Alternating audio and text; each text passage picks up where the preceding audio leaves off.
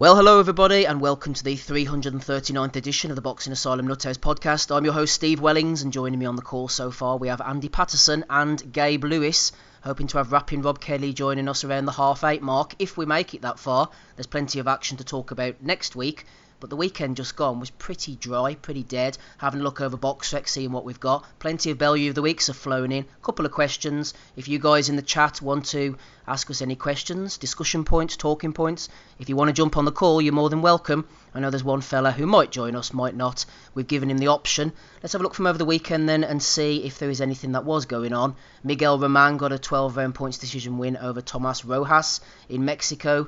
13 losses and 18 losses respectively of those two guys. Time to hang it up, boys. Don't need to see you taking any more punishment. Saul Farrow was in action. This is probably the most pointless fighter that we're following at the moment. I have no idea whether he won against Cesar Mamani. If anything from the past goes with Saul Farrow, we'll probably find out next week that the fight didn't even take place at all. Ozzie Smith isn't with us. He might have known. We'll leave that one where it is. Over in Japan, Yuki Nagano got a win in the second round over Makoto Kawasaki. But more importantly, Jorge Linares is back, up at super lightweight. He had a bit of trouble with Al Toyogun.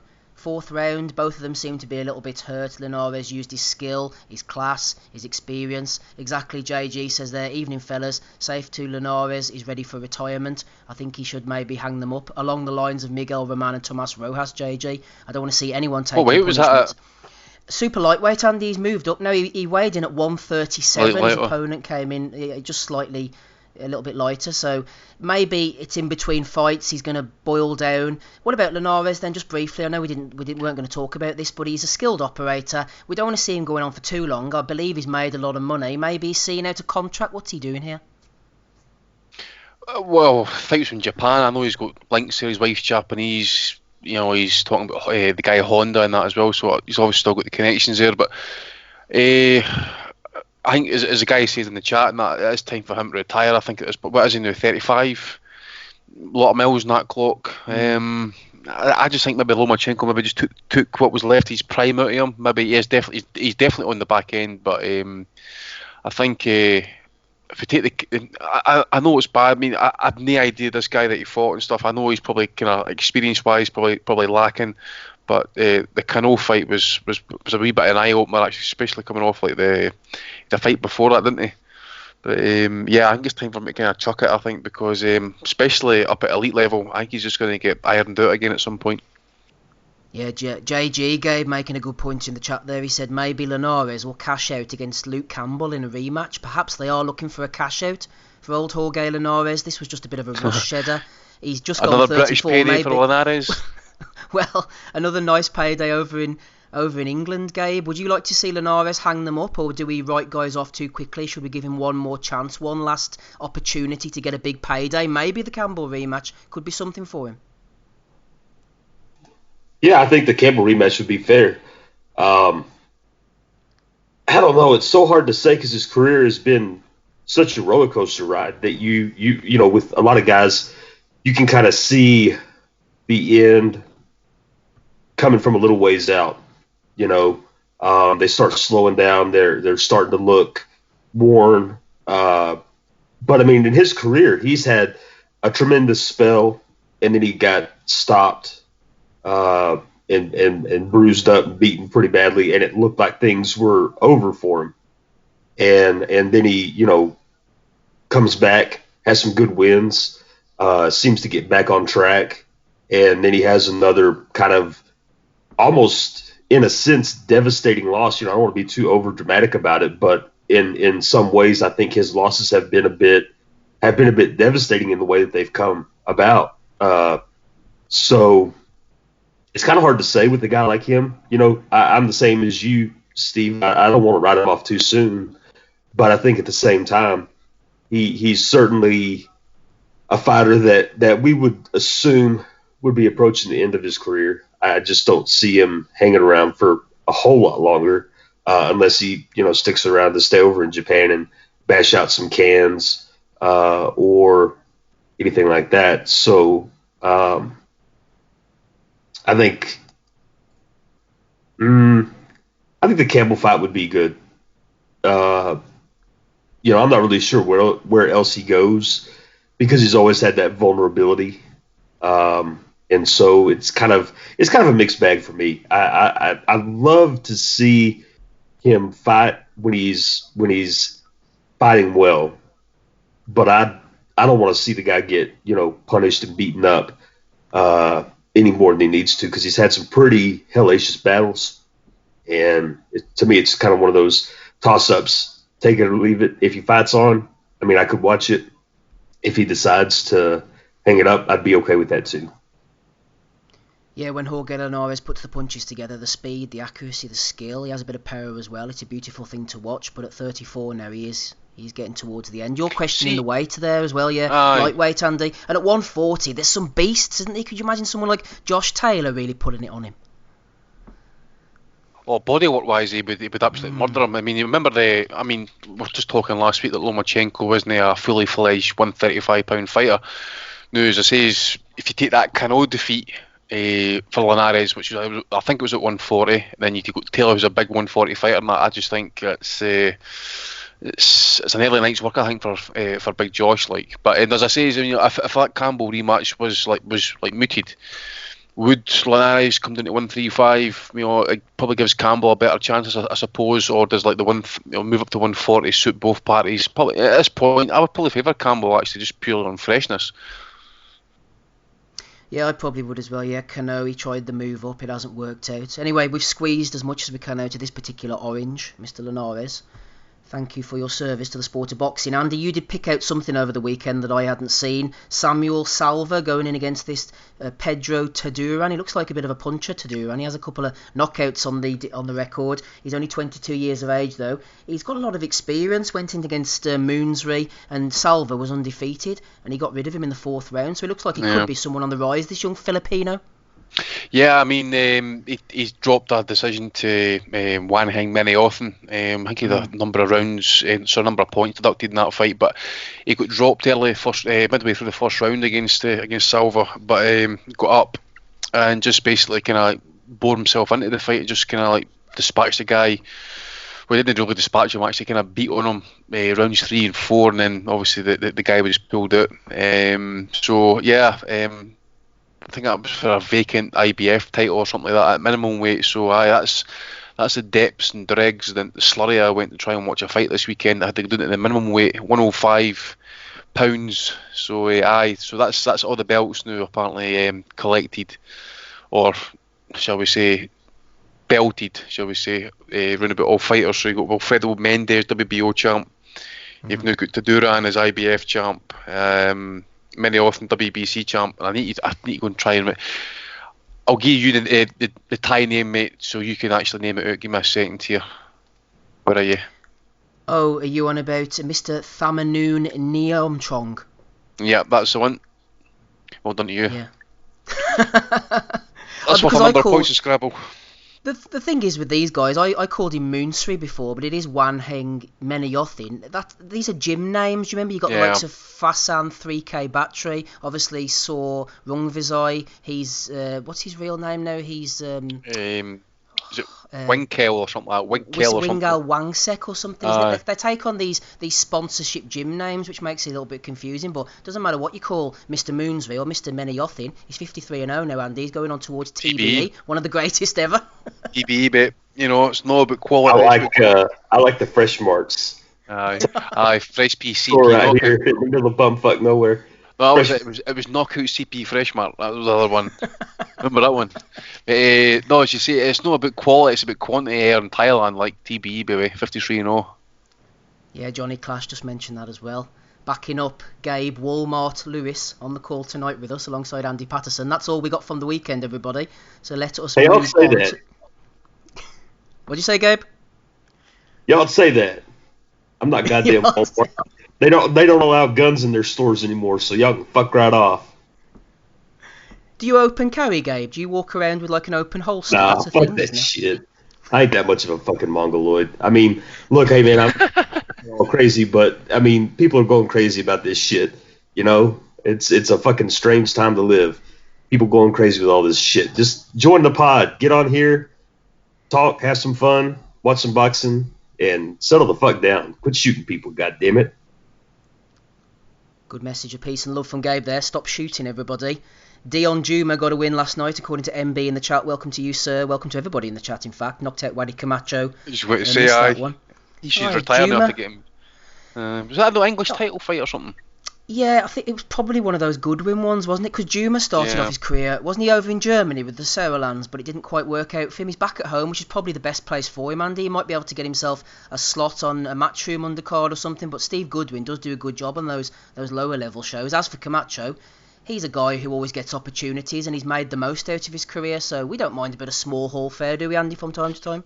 Yeah, I suppose, well, we're talking about that card from Wales next week. I think it's 2 Welsh title fights topping the bill and stuff. It's on S4C, the Welsh channel, 8 PM next week. But Wadi Camacho, that's 2 knockout defeats now back to back, I think. So I'm not going to say he's going to be entering journeyman material at the minute, but it's rapidly going that way actually, because to be honest, for a guy who at one point thought might have come in his career in that after he'd won the likes of the area title. It's whenever he's stepped up in class, and that he's always just been found lacking, I suppose. I don't know if it's just a mentality thing or whatever, and that, but for me, it's a road to journeymanship for me. The road to journeymanship for Camacho. No journeymen here. Wales is the show Andy's talking about over in Swansea. S4C, if you want a bit of boxing action, next Friday evening, Friday the 13th. Hopefully things will go well for Angelo Dragone. You might have heard him on the pod a few weeks ago. Ozzy sorted that out for us. He's 5-0, going in for the vacant Welsh area super featherweight title against Christian Toos, who's 8-0-2. Indeed, Angelo came on and talked to us, episode maybe 336, I think I want to say, maybe 335, with his manager Richie Garner, who's been on a few times as well. Morgan Jones, who was highly thought of at one point. I want to say, I'm just checking out his record on BoxRec now, that he lost to Joe Pigford. I could be incorrect about that one. Yeah, I must be thinking about somebody else, because I don't see Joe Pigford on the record. He's lost his last 2 anyway, Jones, so they're trying to rebuild him at the moment on this S4C card. You can find that on Sky. I think it's channel 134, going in against Jake Anthony, also for a Welsh area title up at super middleweight. And Tony Dixon, once got knocked out by Paddy Gallagher, is also in action on that one, so a bit of Welsh action. 8 PM start, I believe it is. 8 PM 8 PM start, right, yeah. Okay. 8 PM it's on for 2 hours, so I guess it will be the 2 top fights of the card, the 2 title fights. Yeah, be worth a watch. Although there is action next week, Devin Haney, as I mentioned before, Jaime Munguia as well. We'll get to all that, Andy. Before we go on to all that type of stuff, a fight that we talked about a couple of weeks ago after Cash Farouk knocked out Dwayne Winters was him possibly going in against Lee McGregor. Well, they are going to box each other. November the 16th in the Glasgow's Emirates Arena. Commonwealth bantamweight champion Ms McGregor, he's only 22, against the British champion Farouk, who's only 23. Both putting their belts on the line. It has that air of Alex Arthur against Willie Limond, as we said before. Alex Arthur maybe against Doherty, but more so Limond, because they're both undefeated at the time. This is a George Groves, James DeGale moment, Chisora Fury. We want to see these guys going at it, and at the moment, I'm tentatively picking, from what I've seen of them, Farouk. Are you? I tell you what, you put a gnat's wing between the two of them, but I'm maybe just siding with Farouk. What do you think, Andy? Because you're going to be ringside.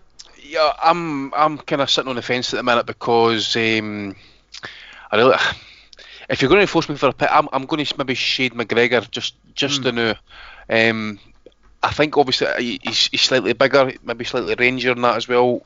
Definitely got the amateur pedigree, and I think he's probably slightly bigger of the two, as in terms of weight. I think but saying that, I think Farouk had slight issues, or maybe it wasn't really a big issue. It might have been a mere ounces over the weight his last fight and stuff. But McGregor looks big at the weight. He did look a wee bit kind of pudgy about the face and that when he did the ringside interview and stuff. But fair play to both guys and stuff, because we've seen it before with other promoters or other promotions and stuff, not just in Britain and that, but like avoiding your nearest challengers at domestic levels and that. So it's good that these two are going to fight. As I said, it's probably the biggest all Scottish showdown for. So I think now actually, when would it be? So I think we're going back to Arthur Limond. You got Buchanan fought Jim Watt back in the day. That was on a dinner show, wasn't it? I think. Yeah, probably one of the sporting hall shows or whatever and stuff. Certainly, I remember when I remember when like after Buchanan and Watt had been world champs, they didn't even come back and fought each other at British level. Which is good, I think, Andy. I like that. which is really good, because in them days that's how you had to get yourself back into contention again, you know, because, well, you did have the proliferation of titles and stuff, but onto this fight, as we mentioned the last time, genuine 50-50. I'm really, really pleased that we've actually had zero fuss about talks and stuff. As I says, it was only a mere, I think it might have been about 4 or 5 weeks ago since we spoke about it, and then lo and behold, fight comes out this week in Emirates Arena, which I never really give a thought about. I think it holds a total capacity of about 8,000. Now, I checked the tickets, that VIP were 95% sold out by, I think it was Thursday last week. So I don't know how much it's going to be set up for. I estimate maybe about 5,000, but essentially VIP and reserved seating at ringside are practically sold out, so that leaves the bleachers. I don't know how many they're going to open it up for. They might wait and see how the £40 tickets go, but at the minute it's looking like it could potentially head for whatever capacity is set up for a potential sellout, and that's what you want actually for these domestic classes, that, you know, East against West, that Edinburgh against Glasgow. So it's going to be, I think it's going to be a really, really good fight. Prediction. I don't know, mate. I'm going to say I think we might actually get a stoppage in this fight. I think I do, and I'll maybe side with McGregor, but Farouk, again, as I say, he's improving all the time. He's working the body, showing deft movement, wee bits of head movement, but upper body movement and stuff, and in and out, darting, good jab, and he seems to be kind of developing the power and stuff. So as I say, it's great to get this fight when both guys are champs at this level, because it's clear both guys are not going to stay at the weight for much longer. So it's good to get it going.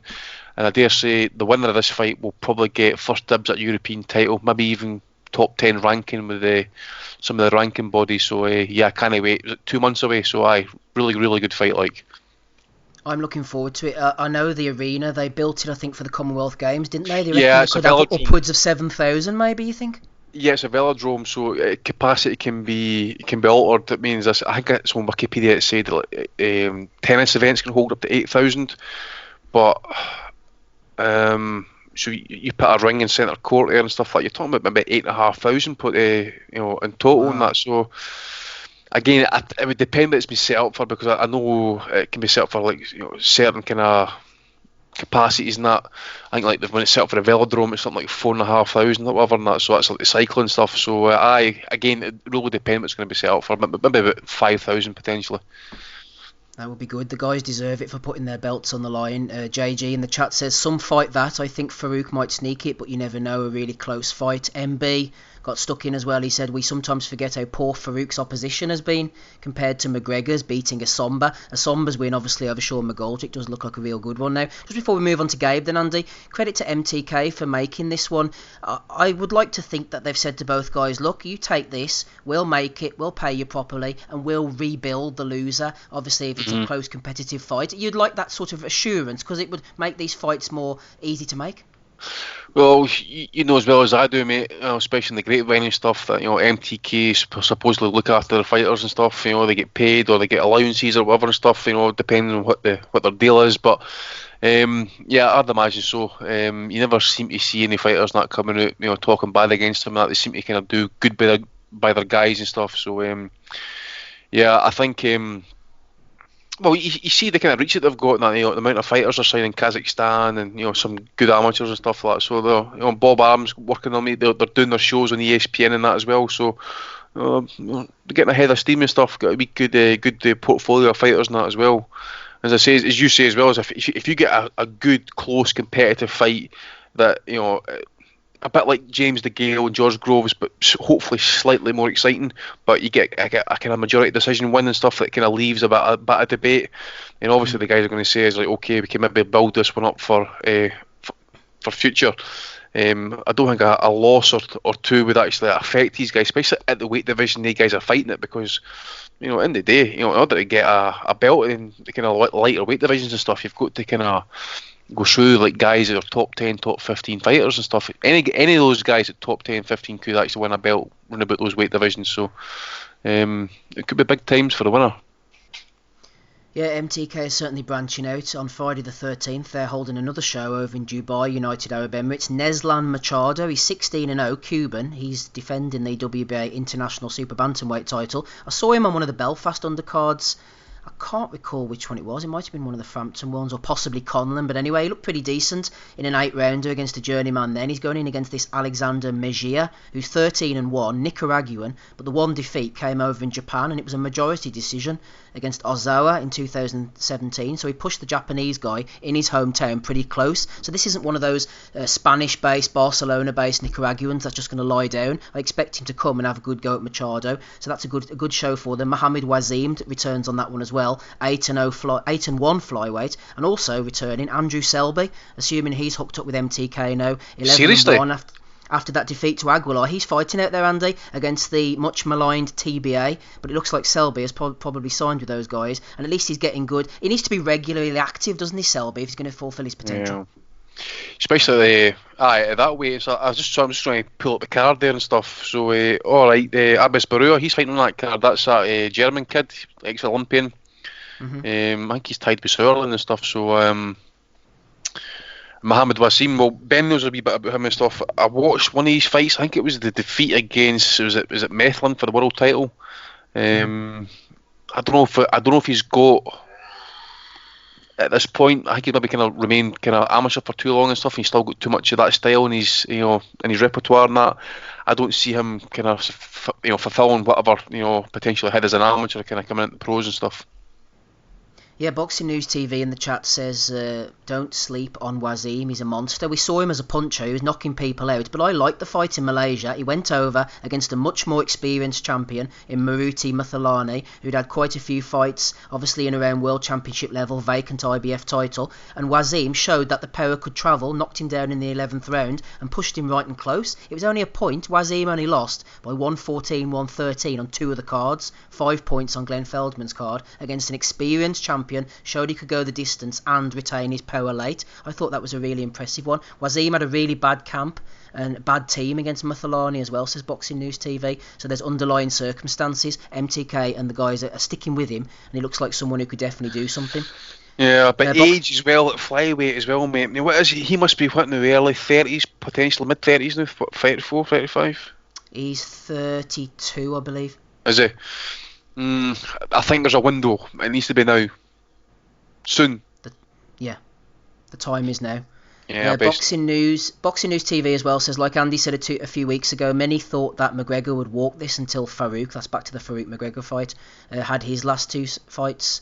And Lestin Venables, shout out to him. Lestin Venables is in the chat as well. MTK has another card in Bolton on the 13th. Might get to that one, might not. Gabe, let's move to you. Just on the Farouk McGregor situation, I don't expect you to be familiar with both the guys, but the fact they're putting their titles, their undefeated records on the line in their early 20s is definitely impressive. I remember a few years ago, Klaus-Peter Cole, whenever his Universum contract with one of the German channels was finishing, he said, right, I'm going to put you all in against each other, and he started matching his stable up against one another, and the winner got the contract and kept with him, and the loser lost his contract. It was a bit harsh on the boxers, but that's one way of doing it. But the point is, Gabe, I like the fact that they're putting these guys in against each other. A few years ago, they were trying to put Charlie Edwards in against Yafai, possibly, and Edwards said something along the lines of, oh no, let's not make the fight now for the British title, let's make it for a world title in a stadium on pay-per-view in a few years' time, let it marinate. There is a place, Gabe, in this sport for letting fights marinate. I will agree with that, to make the most money possible, but sometimes it goes on past its sell-by date, and sometimes its sell-by date never comes at all. So there is a place for putting in Lee McGregor and Cash Farouk right now, and the loser can rebuild as long as he gives a good account of himself. You don't have to let all the fights slip by and let the undefeated record reign, Gabe. What do you think? Well, like Gamboa Lopez as well, huh? Exactly. Yeah, I think it's a perfect scenario. I mean, this is what we watch the sport to see. The top fighters fighting top fighters, or at least the best fights possible being made. So, of course, someone like me who's a fan of that kind of fight is going to prefer these kind of fights over, letting them marinate. I mean, I think one of the more recent disastrous marinations, if you will, was and I say recent, this has been years now, but was Gamboa and Juan Manuel Lopez. Mm-hmm. And that was, I mean, you had there at that particular point in time 2 phenomenal fighters. I mean, absolutely phenomenal. Juan Manuel Lopez was coming off a brutal fight where he almost got knocked out by Roger Santagua. Yeah, it was a great fight. And that was it was a brilliant fight. I love that fight. I still watch it on occasion. And then you had Gamboa, who comes in and always was a little bit vulnerable to getting knocked down. He never really looked terribly hurt, but he was always, capable of getting hit. And you had two, both offensive powerhouses. Neither guy was what you call a defensive wizard, but their defense came from really superior offense. And I think everyone that was watching boxing at the time was invested in a fight between the two. And Bob Arum famously, to try out Donnie here. I'm going to try it. I'm a little bit under the weather right now, but we're going to let it marinate. We're going to make more money. So that's my Donnie impersonation of Arum. That's as good as it's going to get today. But it was, a time where you saw that happen, and it was really, it still is almost a matchup that people that watched at the time still wish they could have seen. Now, there's been some discussion about it coming into fruition relatively soon. They both fought on a card. I believe it was last year, early this year, down in Florida.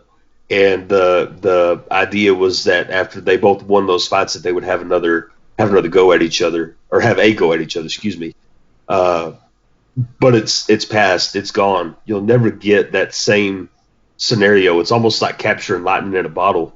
I mean, you look at De La Hoya and Trinidad, another one. They once, and there was discussion of it going on again. There's countless times where you see it happen. So I say all that to make my point here is that this is what needs to happen. I mean, this is what should happen. Think about Oscar De La Hoya. He officially, I'll say officially, lost to Trinidad in that fight. So if what happened there happened today, would De La Hoya still be written off as an undefeated, or excuse me, as a defeated fighter and not have the same acclaim that he garnered over the rest of his career? Absolutely not. So I think the whole idea of a loss being the end of a career, or being the end of marketability from a promoter perspective, or from even the fans, is absolutely ludicrous. It's completely incomprehensible to me how a loss makes a fighter so invaluable. It doesn't happen. Think about all of us on the pod, our favorite fighters. I don't know that anybody's going to sit here and name off, a guy like, well, maybe some people like Joe Calzaghe. I don't think any of us, as far as I can remember in all our conversations, say he's my favorite of all time, bar none. Yeah, we respect what Joe Calzaghe did to some extent, with his record staying undefeated. Floyd Mayweather, same case. There's some respect there for what he was able to accomplish with his record, but in the end, it doesn't make any difference, because you are attracted to see these fighters that put it on the line, that go out and give 110%, and that's what you want to see. So I really applaud this kind of matchmaking. I really applaud it, and I think it's tremendous. And I'm going to start paying more attention to both of these guys now because of this kind of matchup.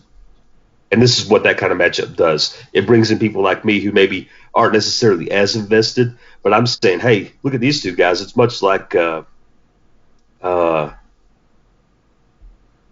Jamie McDonald, coming over to Texas twice to face the Japanese kid a few years back. Who does that?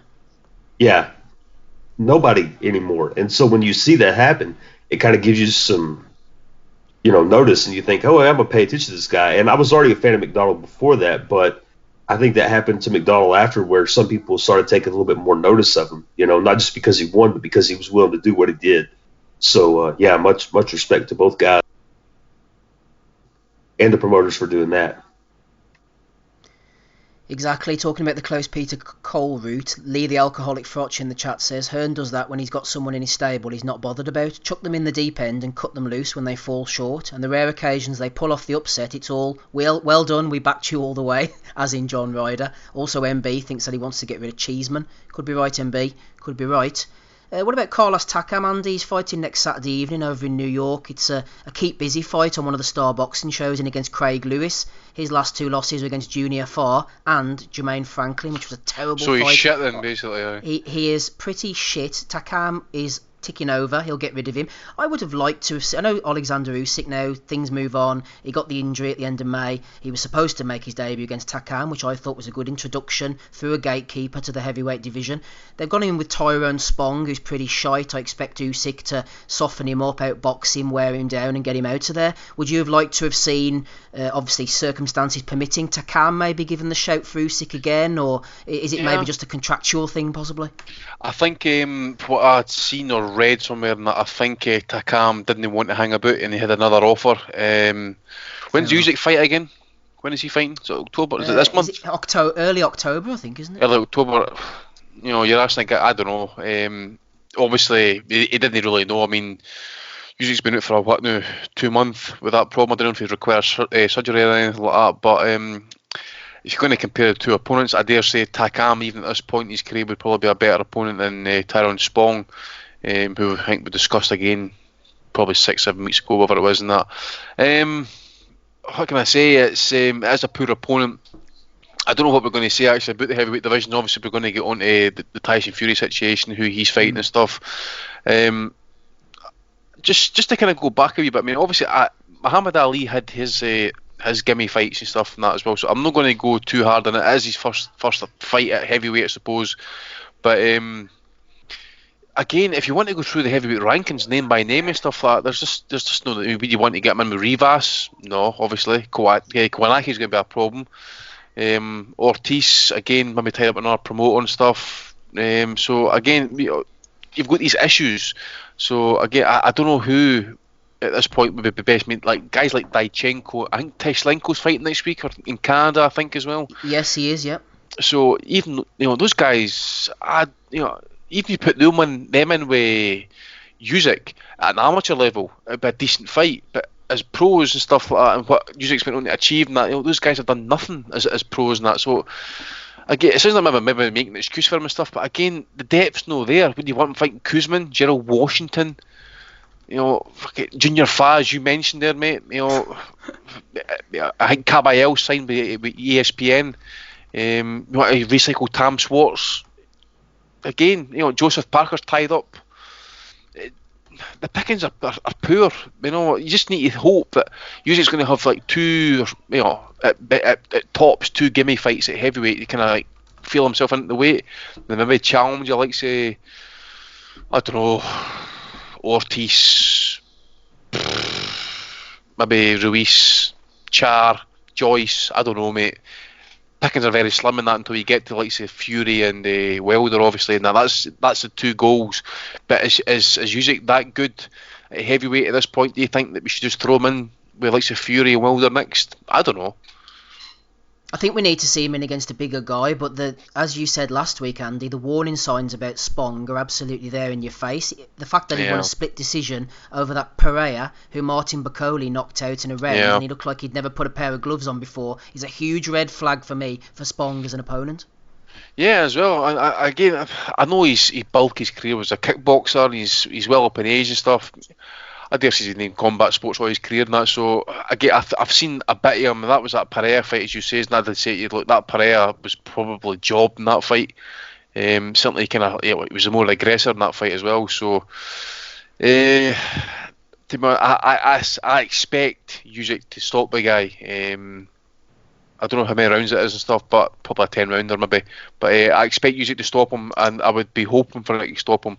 But I'm no holding. End of the day, it's Eddie Hearn. I don't know how much he say he's got his promotional say in this. I dare say he's working in cahoots with Aegis Klimas, but all routes need to go to Joshua. I dare say if Joshua beats Ruiz and stuff, at least that was the plan anyway. But we'll just need to wait to see how this situation kind of crops up in Saudi Arabia. and see what happens with Usyk in that as well. I just think with Usyk's heavyweight career, it's a bit of a waiting game to see how things go.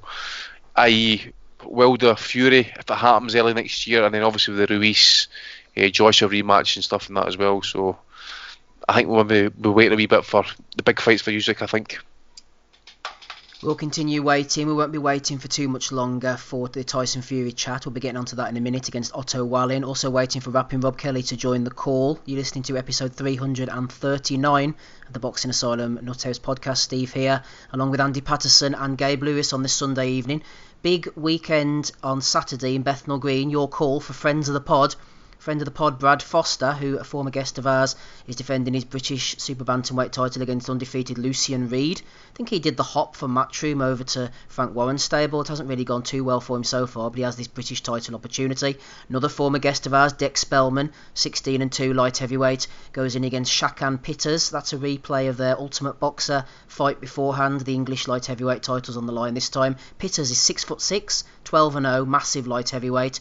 Another former guest of ours, Sonny Edwards, 12-0 super flyweight, is the nominal main event, defending an IBF bauble. Really nice mover, Sonny. Very skillful, very flash. Not really a great deal of power, brother of Charlie Edwards. Going in against one of these international opponents, Rosendo Hugo Guarneros. I'd like to see Edwards moving up soon, hopefully. Zach Chelly, 7-0, going in against 9-0 Cody Davis. Not afraid to put his record on the line, Chelly, even. Liking that. Harvey Horn. Umar Sadiq, another former guest of ours, going against Luke Blackledge. Kevin Agyarko from Belfast, one to watch as well.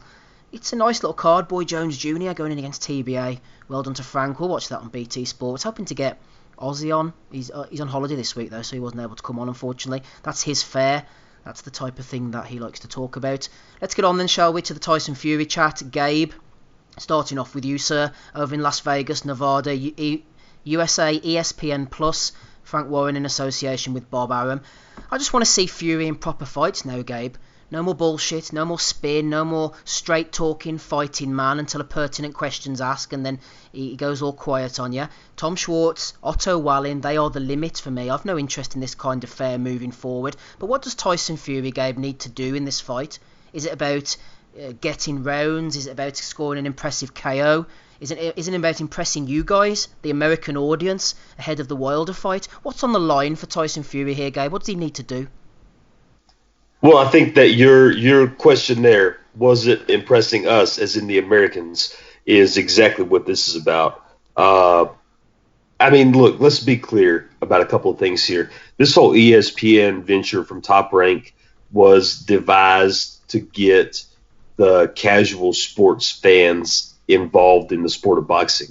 I've been thinking that for a while, and because of the way the last performance from Fury went, and it was a performance on all levels, not just in the ring in terms of his boxing, but down to the entrance with him coming out wearing the Apollo Creed costume and all those kind of things. Let's be very clear about that. This fight has two purposes. One is to pass the time until the Wilder match with little to no threat of getting stopped or beaten or made to look bad. And that's part of it. The other part is to impress the American audience and to bring more casual fans in to get invested in this guy, Tyson Fury. Look, he's got everything that you could possibly want from a promoter standpoint. He's got charisma. He's got some really fun to watch boxing ability. Obviously against lower level talent, he looks tremendous. We saw it in his last fight. I'm sure we'll see it again in this coming up weekend. There's not really a whole lot to it in terms of what's going to happen. I mean, I think we all pretty well can see what's going to happen unless we see some kind of absolutely shocking upset, which is the last thing on my mind to happen. But it's about making him look good, keeping him busy just for one more little stretch until the Wilder fight happens, and then to bring in the American audience. Because, I mean, you see so many people, Dave, are involved with watching football. I mean, it's on my television right now. I've got it on in the background. Baseball is about to pick up for the playoffs. So you've got that going on. The NBA basketball is about to start up not too long from now. So there's all these things going on, and it's highly competitive in terms of viewers right now. You look at Monday nights, and they're going to start putting on Monday Night Football. So there's going to be competition there. The amount of other programs on Monday night dwindle down because they know they don't compete with Monday Night Football. Thursday Night Football on the NFL Network. My point is there's so many broadcasts of sporting events right now. The goal for Aram and for Top Rank and for ESPN is to draw in as many viewers as possible and make these things a real event, which I'm assuming they are hoping will turn into revenue in terms of ESPN Plus subscriptions. So it's from a lot of different angles. It's money driven. But it goes back to viewers being the money. It goes back to how do you get more interested and make them look great. You know, it's happened time and time again throughout the history of the sport, but it hasn't happened at a time where you've had what we have now, where you have two fighters like Wilder and Fury, who are the top two guys, and have in a time where there's so many issues with top fights happening. It just makes people that much more hungry to see this kind of thing. So I think those are the two biggest things, are trying to build Fury up and make him look really good so people are invested. Like I said, you've got the backstory. You've got everything you could possibly want in a guy like Fury. So for him and Top Rank and everyone else, that's what this is all about. And honestly, to the people listening to our show, to the people who follow boxing constantly and soak it up and know more about it than most of the commentators, it's rubbish. You know, I'll be honest with you, it's not something that I give a shit to see. But that's where we're at, so we'll deal with it. Hopefully we'll see him look good, make it a fun fight. Maybe Wallen can come in and give him some work, and then we're past all that shit. Let's get to the Wilder rematch, and let's get it going. Yeah, Otto Wallen's a big old unit, 6'5.5". He's knocking on 30. Big southpaw. You'd expect him to be in and around his prime, but he has a bit of a Francesco Pianetta air about me, as if Fury's done all this before. He's now signed with Dimitri Salita, so he does have that American base, Wallen. But in his last fight against Nick Kisner, they got him on the undercard of Shields against Hammer. Didn't go well for him at all. Didn't look particularly brilliant. Kisner was maybe giving him the runaround for a while, and then they had an accidental headbutt. Ended up in a no contest in the first round, so it wasn't the great American debut for Kisner. Welcome to Take Ames. He's joined us on the call, friend of the pod. How are you, Ames? Okay, sir? A little bit under the weather, but for the most part recovering, and I'm not too bad. How about yourself? Very well, thank you. Don't worry, we won't keep you for too long, sir. This is a bit of a strange one, as in Fury fought Tom Schwartz before, big, stiff, undefeated German. Now he's fighting against Wallen, big, stiff, undefeated Swede. Two Europeans headlining in America. Are you surprised, Ames, given the fact they were going to put him in against Wilder in and around February, March time, that they didn't get someone who's a little bit more well-known, recognisable to the American audience, maybe? Well, yeah, I mean, I suppose what with Andy saying earlier with who is available for Usyk, generally I think kind of the same applies really for who is available for Tyson Fury. I mean, there were a couple of names that were mentioned prior to Wallen being announced, with those being, for example, Jarrell Miller, and obviously the aggro that got from the fans. I don't think someone like Jarrell Miller would have been a viable choice for maybe the backlash that wouldn't have got. But of course, obviously he's American. But otherwise, I don't see too many others who are available, especially for him to have that kind of opponent where, as Gabe was saying, he could, essentially be a bit of a soft touch, roll him over, then leave him unscathed for the next one. So, I mean, I suppose not really. Wasn't really too surprised. I mean, surprised about the name because, to be honest with you, I hadn't really heard of Wallen at all. So, yeah, he's kind of come out of nowhere for me. But, yeah, in terms of obviously the future plans, we hope. What are the future plans? I suppose, no, I wasn't too surprised. So putting aside the opponent, same question applies to you that I asked to Gabe, Ames. What does Tyson Fury have to do? What is his modus operandi? Is it looking good? Is he getting an impressive knockout? Is it coming out and wowing the American fans again? What is he doing ahead of this Wilder rematch? A bit of everything there. I think the two most important things for me are be entertaining. Come out again, one up your Apollo Creed, living in America kind of entrance. Get the fans salivating over that to see you coming into the ring. And then knockouts. I hear that the Americans love their knockouts, so don't play around with the food, as it were. Get him in, get him out of there, and look good doing it. And looking ahead to Alexander Usyk, he's got Tyrone Spong. We don't expect him to have too much trouble with that. If he can get Spong out of the way, maybe put him in against the original debut opponent they had in line for him, someone like a Takam. You've got Fury fighting Wilder. You've got Joshua coming up against Ruiz. Maybe the heavyweight division, the picture is starting to flesh itself out a little bit more, Ames. Are we going to have a bit of clarity by the end of the year, maybe? Hopefully. Hopefully. That would have been a really good fight, the Takam versus Usyk one. But I mean, I was previously a little bit disillusioned with the heavyweight division, and it could kind of be the similar sort of way. We expect clarity coming on those fights to come on, but Wilder versus Ortiz hasn't been announced. They keep playing around with obviously making announcements while Joshua's doing his thing. It's supposed to be scheduled for February. And with Ortiz not moving on, that fight coming, I have no idea if the February fight will come off. And I'll just say, like with Fury, this is his deal, and these are the opponents that he's choosing to fight on his deal. He's got the autonomous say, apparently. For me, I could get the same sort of way in being disillusioned as I was with AJ not fighting the Wilder, obviously, but.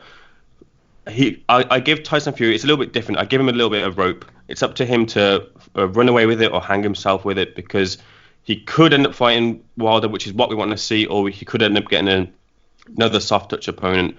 The reason why I have a little bit more goodwill with Fury than I have with AJ, being obviously not too happy with who he was fighting, is that he has fought Wilder before, so I hope the Wilder fight will come off again when it comes to February.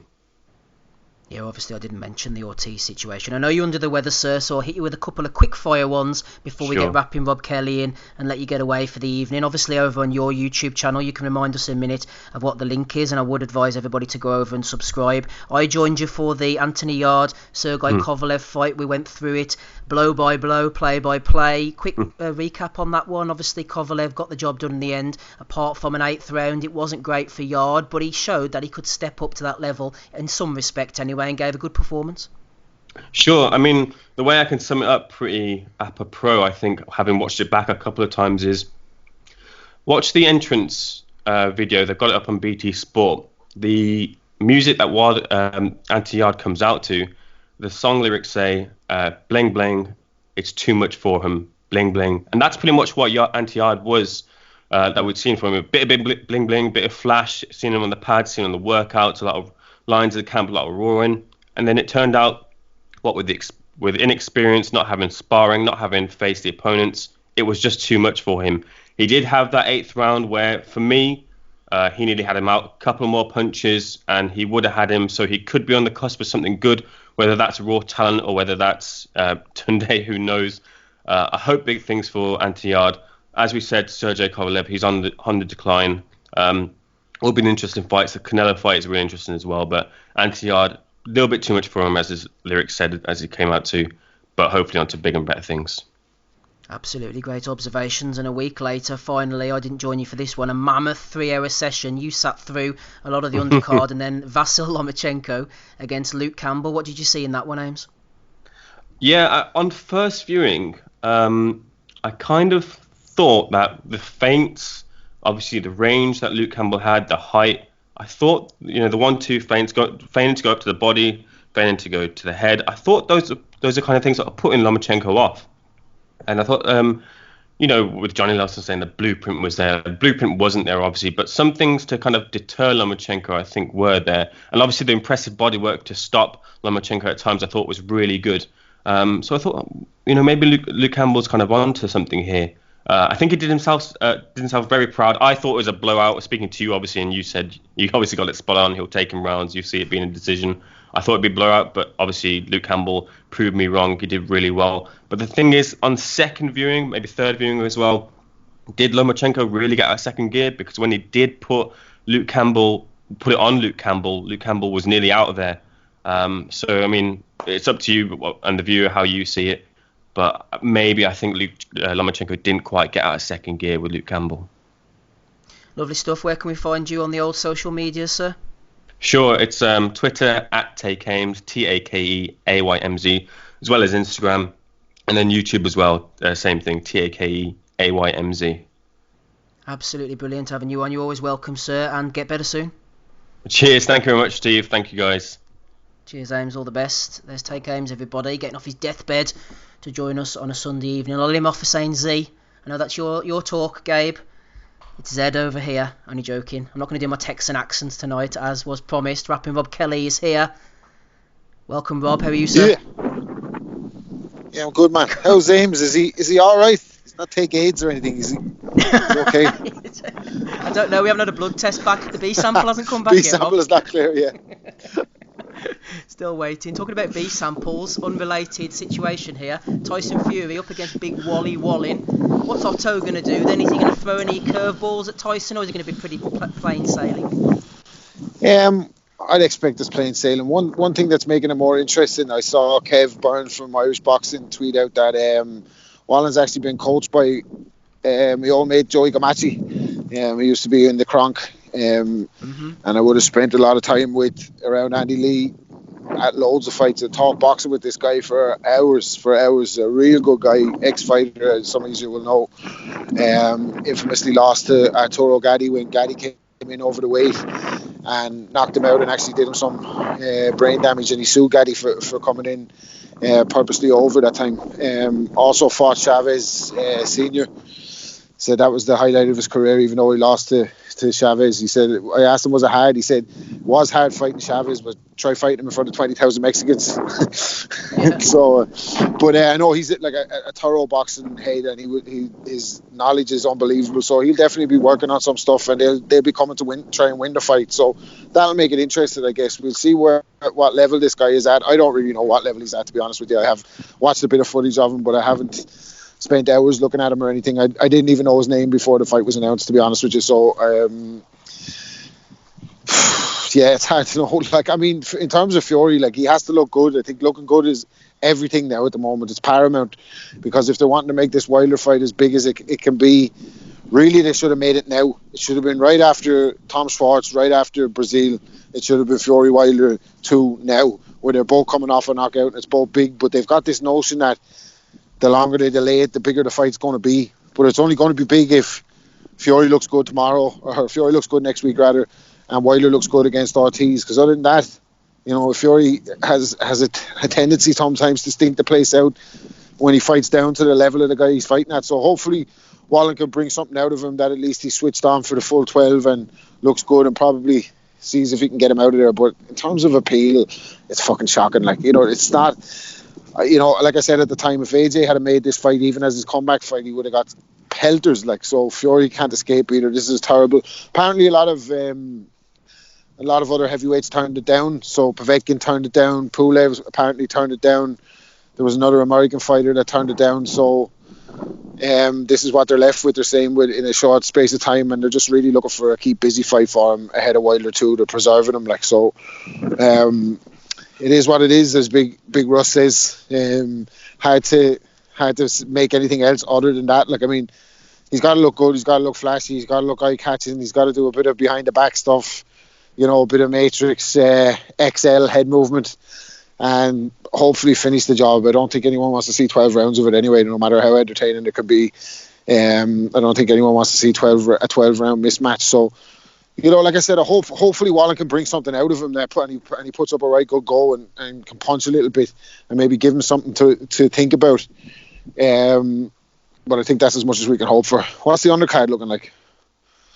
The undercard, Rob, isn't too shit bad is the at main all. event. Well, I mean, I don't think it's that bad now. You've got Navarrete with a quick turnaround after his knockout. He's fighting against a guy I've never heard of. Pedraza against Zepeda. Isaac Lowe. Felix Valero against Vyacheslav Sharansky. Carlos it is pretty shit, actually, Rob. Yeah, that's fucking dire. Imagine ESPN trying to get through that lot next Saturday. There's going to be James in there. We'll have fucking Bellew the week. It'll be fucking 2 hours next week. Like, fucking hell. No, that's poor. Like, it's going to be pretty insufferable. Listen to Mark Kriegel for that fucking length of time, because those other fights are going to be awful. I Well, at mean, least they've got Bradley and Ward there this now. would be He's a taking fun a bit of fight, the back but- seat.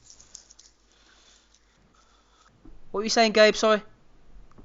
I was saying I think Carlos Cuadras will be a fun fight because he usually is, but his opponent's a bum. They're all fucking bums. Everybody. I mean, if you go through the actual list up, the Navarrete fight shouldn't be too over strenuous.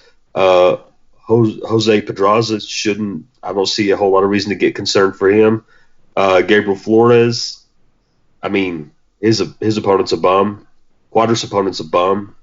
I mean, it's just bum after bum after bum on there. So it's a what would you call it? A look good card. Everybody that's the A side's supposed to look good, and if they don't, then they probably deserve whatever they get. I mean, it's a pretty craptastic card from the top to the bottom.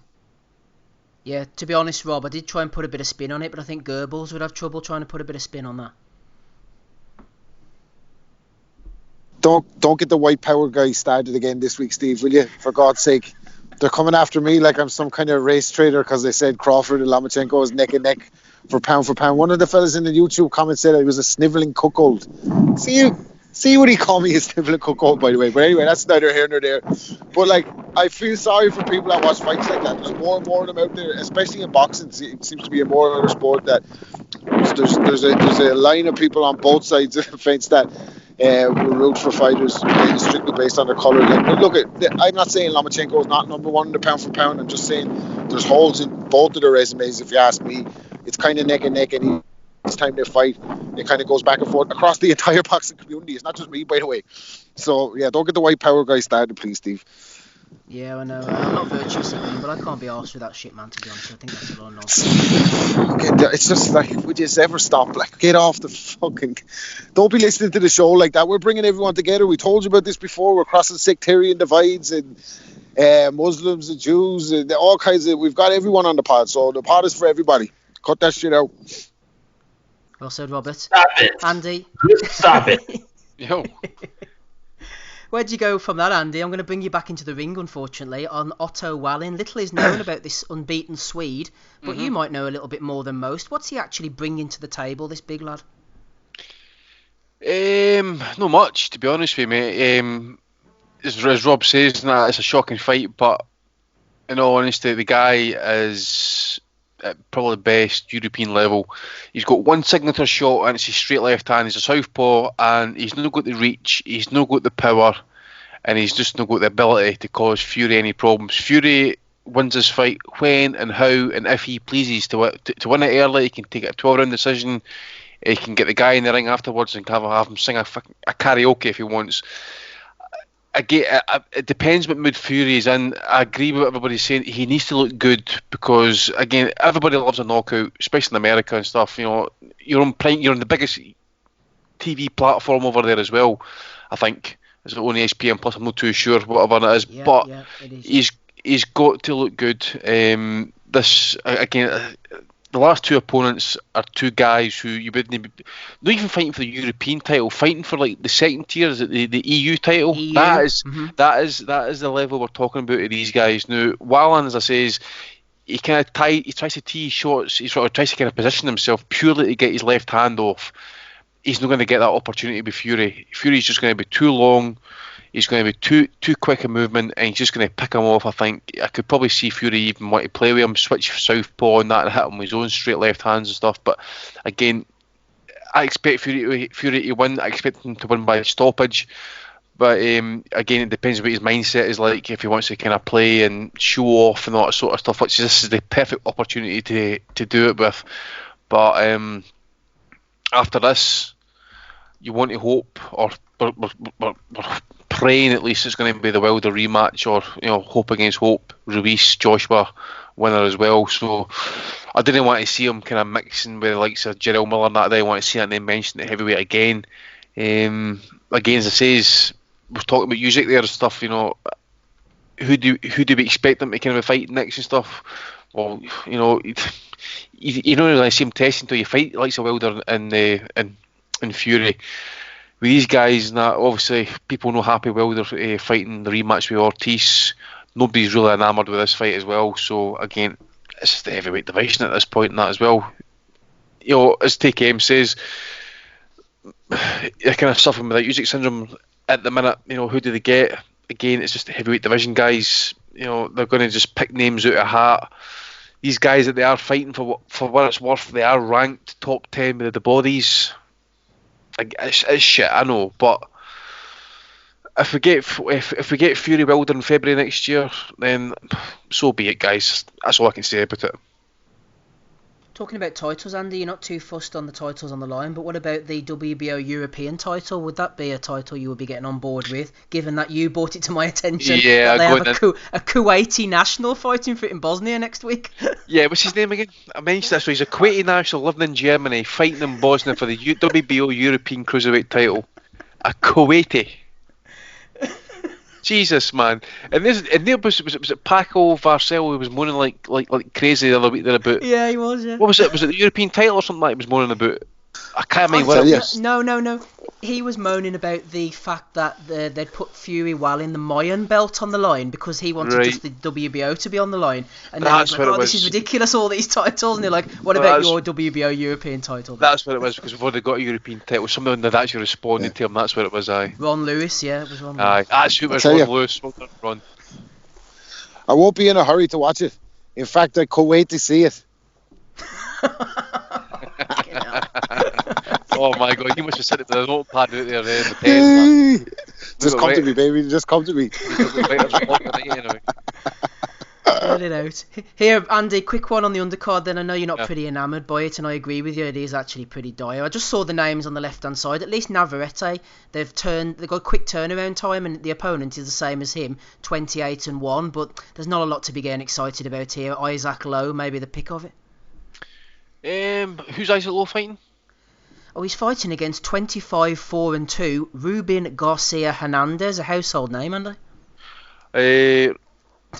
Was that the guy that Colin beat, by the way? I don't think so, no. Let me have a look, it might be. He's a Mexican, he's 26 years of age. You're quite right, he lost to Michael Conlan, who was 10-0 at the time, so he has previous form, losing. Right, well, would you say he's record 25-4-2? Well, yeah, Mexican. You just never know with the guys and that, eh? You just never know. Felix Valero against Sharansky could be interesting in a sort of shot fighter kind of way. Although Valero, no, he doesn't really throw too many punches, does he? No, I'm sorry for trying to get you excited about this, Andy. Was he the one who got jobbed off Barrera? Or should have got nod against Barrera? Not too sure. I thought Barrera won the fight fair and square, but he also went in against Bivol, didn't he? And back when Bivol was fighting in Moscow. Was the only fight I can note in that, I suppose, would be Zepeda against Pedraza, but Pedraza at this point in his career is maybe on the slide, and Zepeda I think's up at his... I think he's past his best weight. I think he should be at 130 actually if this fight's at 135. So I know he pushed Ramirez all the way and stuff and that as well, but up at light welter and that, but that might be the fight of the night. Zepeda against Pedraza might be the fight of the night.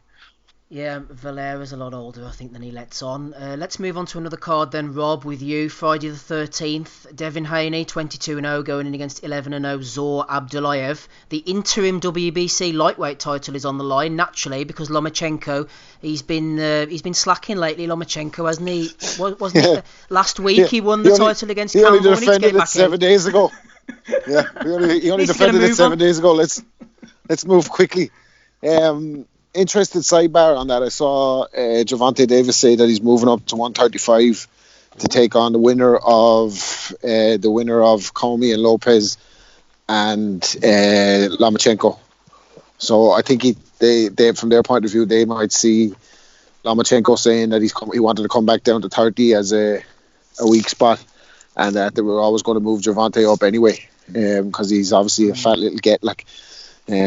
So he's not a 130 fighter, but sorry on the interim fight. I don't know. Haney's a good fighter, man. I really like his style and everything. But over the last 4 or 5 fights where I thought he would have pushed on a little bit, he's after letting me down slightly. So I haven't really seen him as the next Mayweather, as Eddie Hearn says, in terms of talent levels. I haven't seen that from him yet.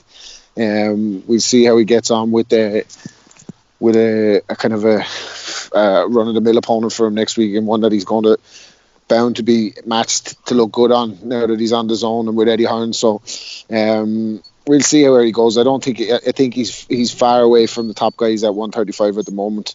But don't rule out seeing him and Luke Campbell down the line for some version of a title, seeing as they're both with Is that Eddie. your dog there, Rob? Yeah, no, there's another dog trying to front like it's hard at the moment here. I'm in the estate, so there's a bit of a standoff going on. Mexican standoff between Rob, the other owner, and Joe Gallagher. Stop, Joe. Gabe, tell me about the Canelo Alvarez situation. He usually ties up this weekend, doesn't he? Isn't it this the Mexican weekend? Haney was supposed to get some kickback off that, and now Canelo's disappeared, and Golovkin's fighting Derevchenko. And is Haney going to suffer, or is he going to become his own man now and push on and become the next big superstar? Where do you stand on Haney, Gabe? Is he really that good, or is it too early to tell? We have to see him stepped up a little bit more. He's only 20. I think he has a ton of potential. I don't know in the end if it'll be enough to push him to that, super elite level stratosphere that Canelo's at. But I feel, after watching him right now that he's got some good qualities and absolutely some tremendous skills. But overall, his level of competition hasn't been it hasn't really been terrific, and that's not me trying to put it politically, but like you said, Steve. So my thought is, like you said, he's only fucking 20 years old. So I really have a hard time with people that are kind of criticizing him for that to a great extent. Now I would say that he needs to step up. I do believe that, but at the same time, he's not, I don't believe he's quite ready to step up to contender level yet, to where he's in eliminators and title fights. I think he's got a few more steps to go before he gets there, but I think the progression that people typically want to see hasn't been there because of the level of fights that he's had. So for me, it's less about the fact that he's not skilled or not going to do those things in terms of competing on a super high level or reaching an elite level, but it's more about he's not there yet. He's not ready, I don't think, in terms of maybe mentality and maturity, and so I think there's still some work to do, but that doesn't mean that he's not going to do those things. A step up would absolutely help propel him in a large way in public perception, from what I understand. I believe most people kind of feel the way that I mentioned, that he needs to step up. Yeah, but the problem is with him, right? You say he's only 20. Now, my thing is, all right, if you're good enough, you're old enough. So if you're good enough, it doesn't matter what age you are, really. Although you can gain experience, obviously, on the road or whatever, but on the way up. But to me, Haney's about 4 or 5 fights away from world championship level, but he's already fighting for an interim title. So he needs another 4 fights, I think, so he can compete at the top level and move him up against guys. Because who's he fought to say that you could put him in with Lomachenko? You know what I mean? So a red flag on his career. Sorry, Rob. A red flag on his box rec for me would be Mason Menard. It took him 9 rounds to get rid of him, and Teofimo Lopez flattened Menard in about a minute and a half. This is what I'm saying. So I think he's very far off the mark. But what you're seeing is him in an advanced position, especially now since he signed with Hearn. He was on his own for a while, but Hearn's got him now, and he's talking him up to big time. He's already fighting for an interim world title, so that tells you he's about to be a contender. And like I said, if Lomachenko really wants to go back down to 30 after unifying, they could be putting him in there for a version of the title soon enough. So strange one. He's 22. Yeah, I agree with what Rob said. That does make sense. I just think from watching it though that he where he's at is maybe comparable to me in a way to Teofimo Lopez, because Lopez has 16, 17 fights. How many fights does he have? He doesn't have that many professional fights. I think he even has that many, does he? Somewhere in the teens, I believe. Oh, is it? Right, let me check.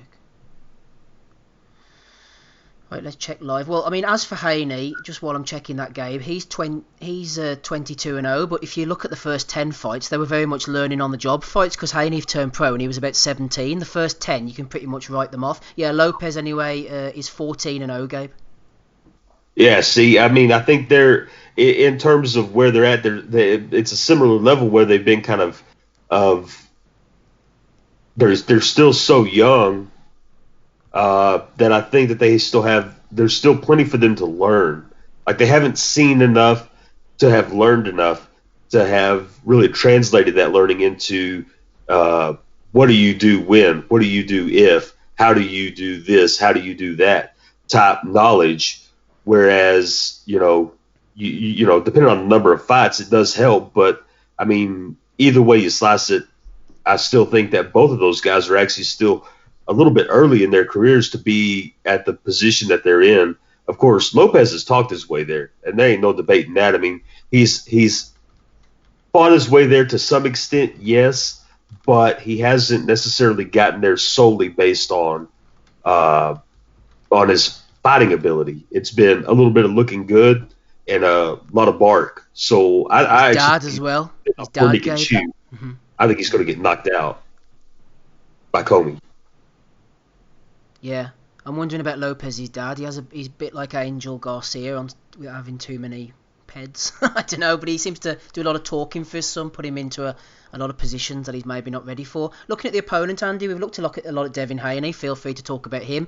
This is Zor Abdullayev. I have actually seen him box a couple of times before, especially against Hank Lundy. He's quite a solid looking guy, nice big long levers, throws a lot of hooks, but he does bend down, and you can imagine if Haney gets the uppercut off in particular, and he's quicker to the punch than Abdullayev. Abdullayev does take a few shots. I could see Haney starting to, cause blemishes on his skin, maybe cut him up. He's not difficult to find, this Abdullayev character, but I think he will put it on Haney for as long as he can. But I always think to myself, the cynic in me, Andy, says they've picked this guy for a reason. Why is Abdullayev's team letting him go over? Maybe they're confident, but Haney's team are probably looking at him and thinking, yeah, our man can win this. I've not seen him at all, mate. Maybe I have. I'm not too sure. But what is Haney? 21, 22 in that, and you remember Eddie was saying he's got Mayweather potential. So that said, he should be looking good. The greatest fighter of a generation. Yeah, basically, aye. No, I mean, I expect Haney to win, I suppose. I think again, I've not seen this guy's fighting, but I'd probably go or plump that he maybe win on points, I suppose. But I agree with Rob. But something I always mentioned about I think it was Canelo when he was picked up one of the titles when he was like very young and stuff. People were like, oh well, he's only 21, he's only 22, he's still learning and stuff. At the end of the day, if Devin Haney does get himself into a position that he becomes a world titleist and stuff at 21, 22-year-old and stuff, I didn't want to hear anything about, oh well, he's only a kid and stuff, because at the end of the day is once you get a belt run about you and that, you then become hunted, or you should become hunted because people want to kind of fight you. You've got a belt, so I think you should kind of maybe be kind of easing off a wee bit, because again, I've not seen the kid tested as such. We've still seen him kind of fight through adversity. Well, for what I've seen him anyway, so we need to kind of hold off a bit. Maybe it's a cherry picked fight for him or whatever and that, but we just need to I want to kind of pump the brakes a wee bit and stuff. But there's no denying he's a good fighter and stuff, but we just need to see him kind of gradually stepped up in class and that, rather than have Eddie Hearn kind of like the usual kind of opponents that he brings in for his fighters and stuff, make them look good, and then when it comes to that moment, that peak vital moment to step up in absolute class, and you can't deliver. So just kind of wait and see, fight at a time. Andy, quick one from you on the undercard. Michael Hunter against Sergey Kuzmin. I think this is a nice little fight. They're obviously trying to see what Kuzmin's made of. I like Hunter. I think he's small, but he uses it to his advantage. He's fast, and he's very tough and resilient. He showed that in the Usyk fight. I'm picking Hunter here.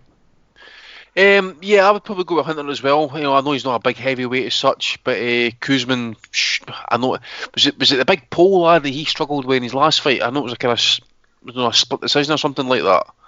It But was Joey DeVecco, wasn't it? The sweet mover from Philly. aye, but then at the same time as well, you got to look at who Hunter's face as well. I mean, there's that what was his name? Maldonado. Was he an ex-MMA fighter and stuff? And Ustinov seen better days. Bakole was breathing out his arse that he'd almost hoovered up his ring stool. That's your old saying, Steve. So maybe Hunter's resume at heavyweights just maybe we're giving it a wee bit too much respect. Because the fact is he stepped up the cruiserweight and he's kind of dismantled some heavies and stuff, and looked kind of impressive doing it. At the same time, the guy he's fighting, Sergey Kuzmin is a kind of a legit bona fide heavyweight. So I would probably go by maybe Hunter on points. But I'm estimating the fight tonight is going to be Serrano beating the absolute snot out of who you call him? Heather Hardy. She's awful to watch, by the way. I suspect Serrano's going to absolutely destroy her. Every time I think of Heather Hardy, I always think of that whenever it was Shelley Vincent, the rematch on HBO. I know HBO had obviously gone to shit, they'd gone to the dogs by this point, and they showed that rematch, and some of the commentary, I mean, Jim Lampley, like halfway through, says, both of these ladies have been rape victims, and then, and then at the end he says, she's gone through a very tough period in her life. Absolute shit fest, man. So sorry, that will always live with me with Heather Hardy. That was coming to the end of HBO, wasn't it? It was like one of the last broadcasts. Lampley was like, fuck it. Aye. Any of these have something to say, I'll beat him like I beat my wife up. See if He's gonna fight the winner. See if anybody finds if anybody meets Jim Lampley, we need to ask him what happened that night when Chavez beat Andy Lee in Texas, and he comes walking out an elevator in the hotel, looking a wee bit dishevelled and a bit concerned. Apparently, they actually entered the lift about half an hour beforehand with two ladies of horizontal refreshment. Be the Lord, Lampley. Yeah. Good man, Lampley. So, yeah. So not getting that with Adam Smith, I'll tell you that much. They must have dipped his wallet, and it must have been for more than what the services were worth anyway. Put it that way. Remind me to tell you off here. That happened to a lad I know. When we were over in New York, he got dipped. Look, I'll tell you some other time. It happens. What happened, Jim? Patreon live. Patreon.com/Boxing Asylum. Right, before we go on to Munguia and then Bellew of the Weeks and out of here, Rob, question for you over on patreon.com/Boxing Asylum from Tom Pearson. He said, I have heard Andre Ward's name mentioned a lot recently with him coming over to the UK for the Lomachenko fight. We see a lot of fighters going on for too long and damaging their legacy, but in my opinion, says Tom, he is a rare case of retiring one or two fights too soon. Would you, Rob, have liked to have seen Andre Ward fight another fight? And if so, who would it have been against? I'd like to see him with the right opponent at cruiserweight, and I thought he was going to go for Bellew and do an Usyk on it and go for Bellew and do it in the UK. Maybe he thought he could get holes or something in the UK and he didn't want to damage the undefeated legacy, or maybe when you listen to him talk, he seems kind of genuine when he talks about like the training camps and the time away from the family and the effect it's having on his body. Like, people think just because he didn't lose a fight like that, he didn't get hurt. He wasn't getting hurt in the fights. Like he said, the damage was taking months to get over, like, and it was getting worse and worse as he got older. So probably got out at the right time. Do you know what I mean? He's never going to get the credit anyway. You know what I mean? He was probably looking at it like that, like, right. Or he even says now, like, first fight could have gone either way. He understands where people would have scored it for Kovalev, but second fight, thought he did the business and he never got the credit anyway. So, other than for his own legacy, what's the point in carrying on? Like, he made a few quid, came out unscathed, had a great career, beat everybody that he could have beaten in those two divisions. I don't think anyone could say he ducked anyone, could they? Like, don't really think anyone could say Ward ducked anyone. We'll always remember him for beating Carl Froch left-handed, which was great. Absolutely brilliant that was. Gonzo. I always felt though as well, Rob, like he did retire too early. He felt like he had more to give. Maybe, but I understand what I'm saying is I understand it. But I would have liked to see him go and get the belt from Bellew. Like, you remember he'd actually had surgery on shoulders and that's right, his hands and that as well. I mean, that is for a fighter, for a shoulder to go. I mean, I know he had the likes of major hand problems and stuff. You know, as you say, he fought he went in that Froch fight with a broken hand, for Christ's sake. Yep. Beat him with one hand. Did they just beat him? Destroyed him. 120, 108. Yep. Absolutely fucking played with him. It was brilliant. Just was so much stronger than him fought him on the inside, backed him up. I was just brilliant. He was a brilliant fighter, like. So sometimes you just get people like that though. It just like they take forever to get over injuries, or they're constantly injured, and they're training injured, they're fighting injured constantly, and that. And so everything else maybe just takes its mental toll rather than its more physical toll in the end. You know. I tell you what, it's nice to kind of see him getting a bit of shine now, post retirement, because.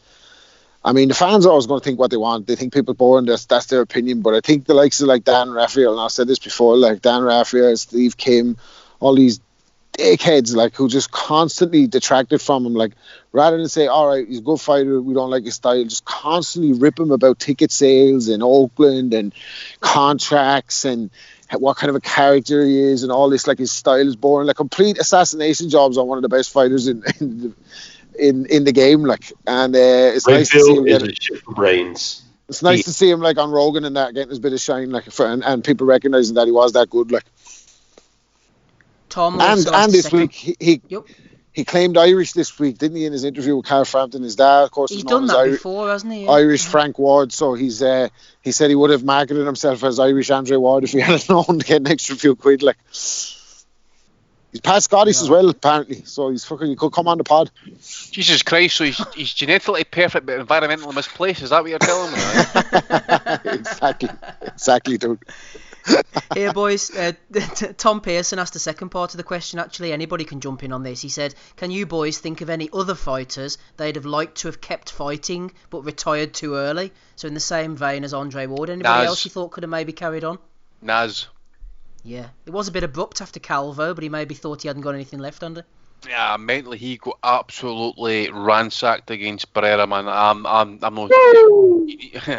You need to go back and watch that fight. Honestly, you've never seen. It was. I tell you what it was actually. It was probably that year's equivalent of Broner getting handled. You know, yeah. the bully, and the big move and stuff like into that. The turnbuckle. That was class, wasn't it? He's like that was one of the best nights of all time in boxing, in modern boxing. That has to be, over the last 20 years, that has to be one of the best nights. Everything, it was just fucking perfect. The fucking hard bastard Maidana served it up to him. Oh, it was brilliant. One of the greatest things about it. I've never been so happy going out shopping with the wife, actually. You know how we get dragged to every shop and sundry, by the way?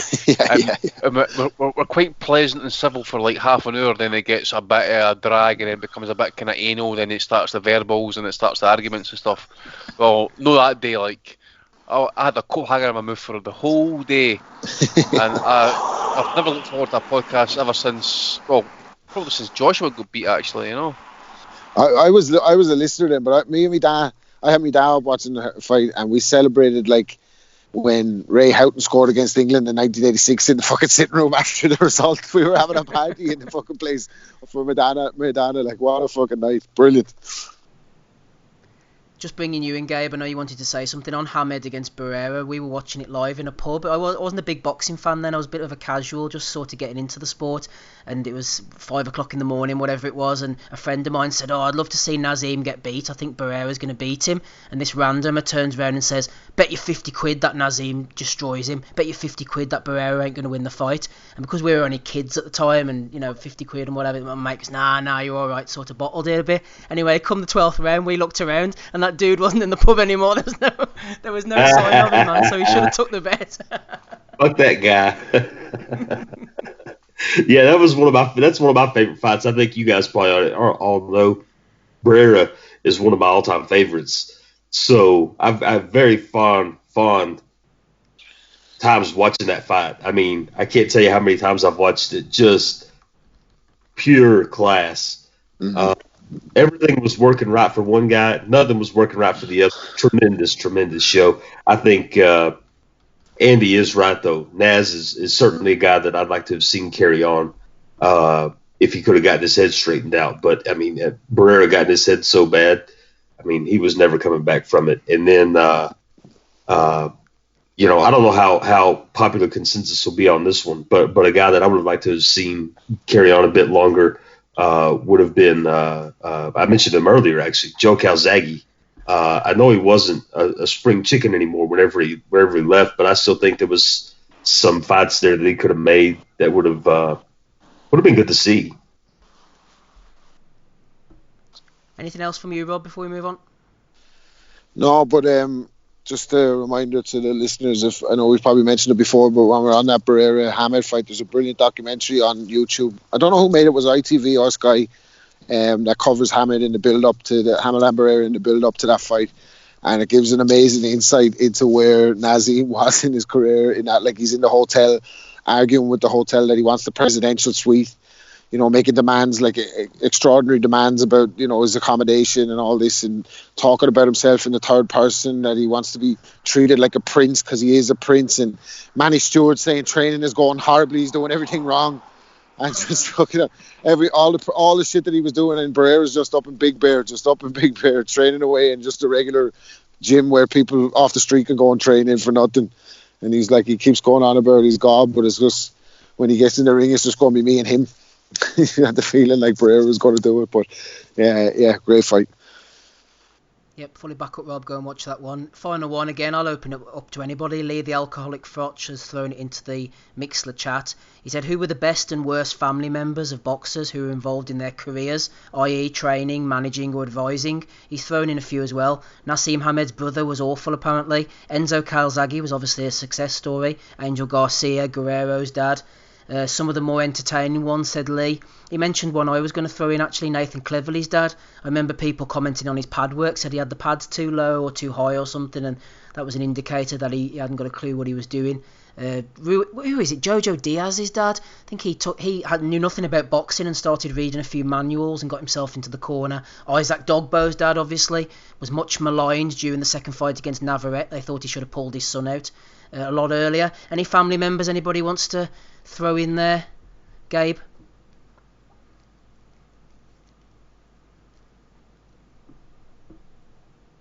You got anything for us, Gabe?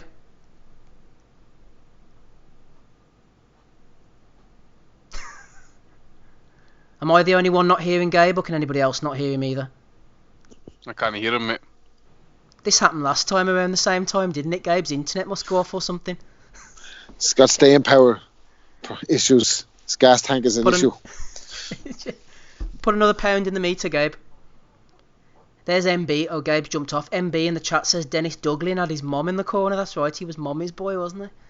For flip's sake. There you go. The Eubanks as well. That's another good shout from Take Ames. A bizarre corner situation. Okay, we'll move on from that one. Let's get on to the final fight of the weekend, then Bellew of the Weeks, and we'll finish up for episode 339. Gabe's jumped off trying to sort himself out. Andy's still with us, and so is Rapping Rob Kelly. You back with us there, Gabe? Yeah, how's that? Absolutely perfect. You proceed, sir. I don't even remember what the fuck I was saying now. Family members in the corner. Yeah, I think you said trainers and managers or whatever. I always thought that about Khan's family were, you know, Amir Khan's family were that they were always involved in his business affairs and giving him bad advice in terms of fights and pay and all that shit. I'm not really familiar with everything that went on. What wasn't it? His one of his family members robbed something from him, a contract or some shit. I know there was a guy, wasn't it Saj or something, who was always hanging around. I'm not accusing him of anything, but I just remember that name. Possibly, I don't know. I'll tell you one. Kamedas, Andy. I was just going to say, Gabe missed this one. I remember the Kamedas. Their dad was in the corner. I forget what it was. Was it Daki? And then his dad had told him to go out there to start fouling the guy. It was like WrestleMania, basically body slams and all that sort of stuff. Elbow, he ended up getting suspended. Aye. That's what I don't think he ever trained him again. I think he got suspended, Because Koki was a nutcase, wasn't he? So maybe that's where they got it from. I think it was all the brothers except for Tomoki. I think he was probably over in Mexico when it happened. But they were, I think the whole corner, Koki included, were giving him that same advice to foul him and do this and do that and all kinds of dirty maneuvers and things of that nature. And he did. You're right, Andy. He did get suspended for that fight. It was, I forget who Nike was fighting. Wasn't it Daisuke Naito? That's the one. That's the one. Aye.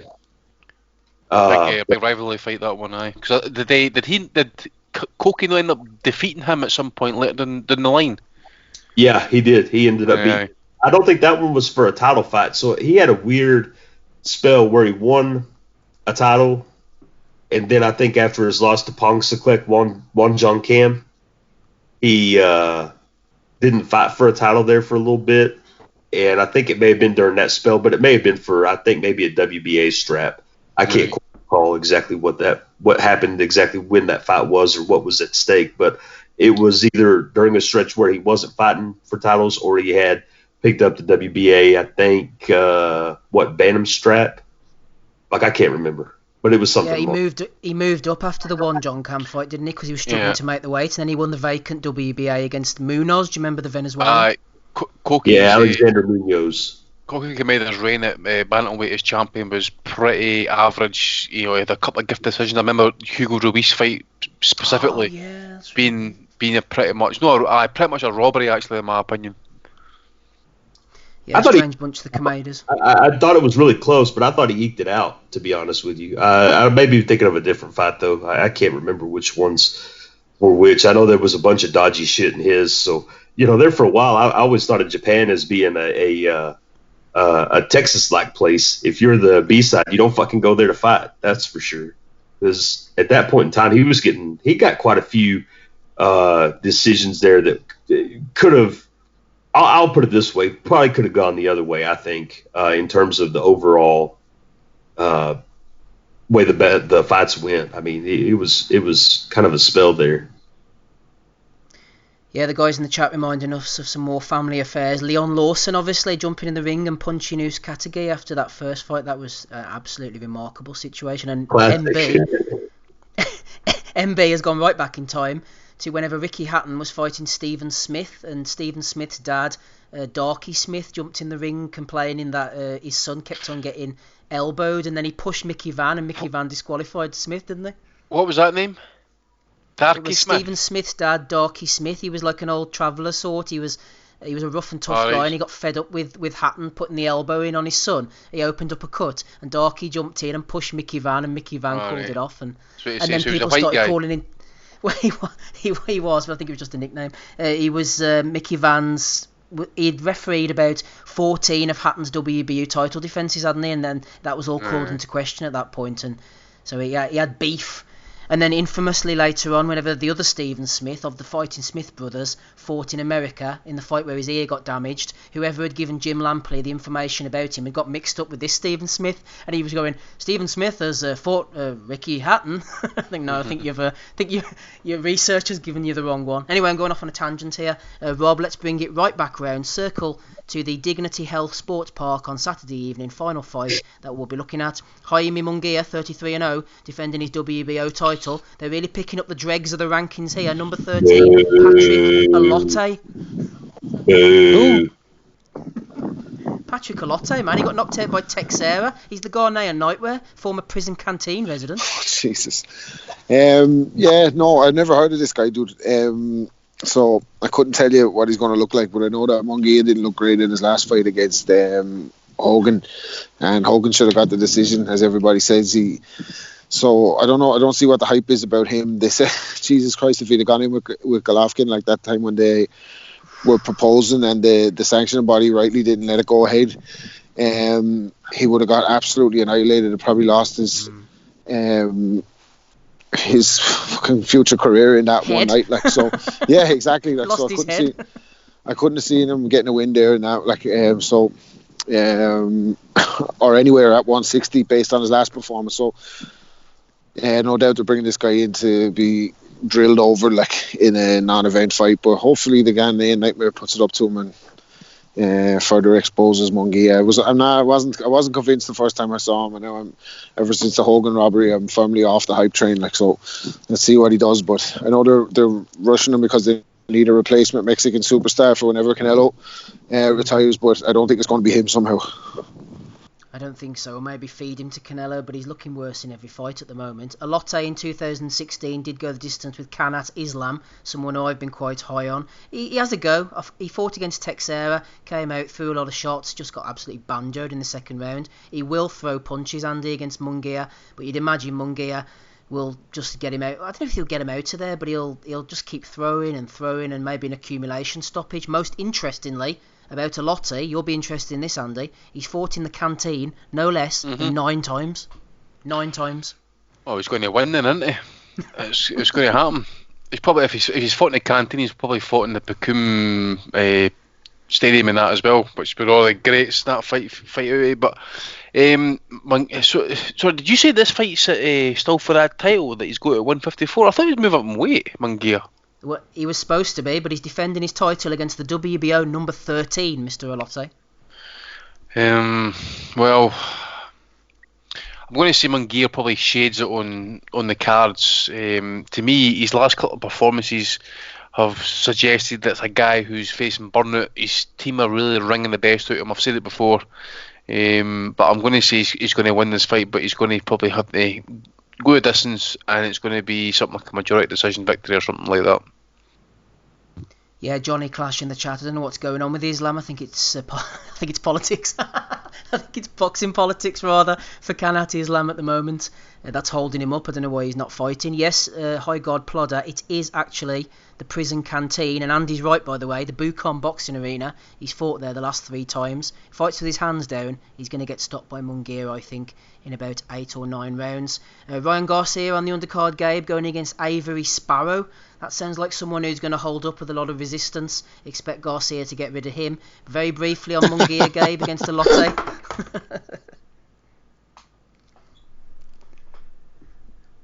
Munguia fight for you, Gabe. Any interest?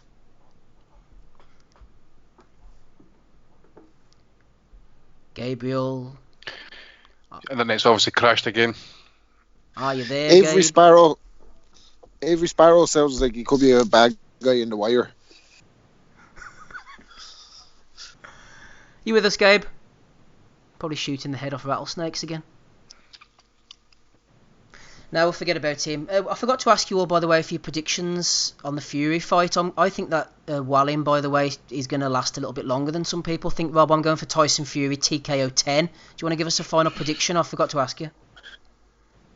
Yeah, I'd probably go with the last third of the fight if I was going to pick the stoppage. I don't think it's going to be any earlier, unless he sees something and he's just like, fuck it.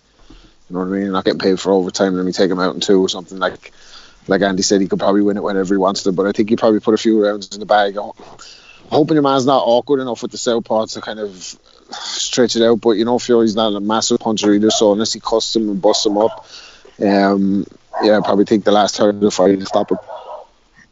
Yeah, I think, Andy, given Fury's lack of power and sometimes willingness to get rid of people, plus Wallin's awkwardness, that Fury might go for it early, find out the big lump's going to hang around, and then say he's boxing, and eventually get him out on like a cut or an accumulation or something. But you might think differently. What do you reckon? No, I think he'll probably stop him. I'm going to go for mid-rounds. I suspect we're going to get a kind of similar performance as to Tom Schwartz. Maybe not as early. I'll maybe go for 4 or 5 rounds, actually. Again, it depends. I said it before. It depends what type of Fury steps up here. If he's wanting to play about or whatever and stuff. But end of the day, Tom Schwartz, physically, size-wise and all that sort of stuff, is probably got the same dimensions as Otto Wallin. The only difference is that this guy he's fighting is a southpaw, and as I say, he's only got the one punch that he tries to look for. It's to try and step inside and throw the straight left hand. And I just think Fury will look at that for about a round, he'll negate it, and then he'll just start picking his opens, and then that'll be that. So again, I'll go for the 5 rounds. Gamachi could pull him out either, you know. Could easily pull him out. Getting outclassed, just getting out punched or whatever. Not retired. I'm looking at something like that. As well, actually. I think he could get pulled out later on, taking an accumulation. Gabe's getting pulled out. I just noticed BRB says in the chat he also picking Patrick Alotte to beat Munguia and Otto Wallin to pull the upset against Fury. Controversial stuff from Gabe there. He's going for it. Fuck off, Gabe, with it. He's going to be raging when he comes back. All these lies that I've attributed to him. Let's get on to the Bellew of the week before we finish up for episode 339. Gabe's here somewhere, floating out there in Texas. Andy's with us. So is Rapping Rob Kelly. First nomination from Slack the Planet is for Manny Pacquiao. The PAC token will be listed on Singapore's global crypto offering exchange and counts Manny Pacquiao and ex-Liverpool and England soccer star Michael Owen as private investors, along with a few other people as well. So Manny Pacquiao is bringing out his own cryptocurrency, the PAC token. Floyd Mayweather, Rob, tried to bring out one of these a few years ago. Centracoin it was called, and it turned out to be a whole big fraudulent operation.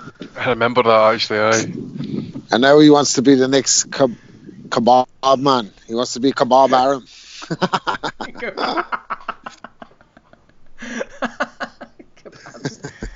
Oh dear. Floyd will definitely take a pound note. Gervonta Davis, Floyd's protege, has been nominated by William Lee. He randomly tweeted out, "No matter if he got $1 million, he can't make you come like me," says Gervonta. Classy as always. Fury against... I think he was talking to you, Rob, wasn't he? Talk that shit, Gervonta. Shut that soft ass shit up.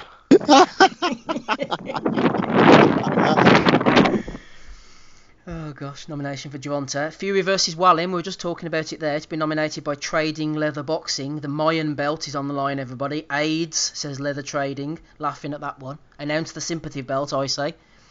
Chad Hogan, many nominations from him, has nominated Ernie Gabion for talking up the KSI versus Logan rematch.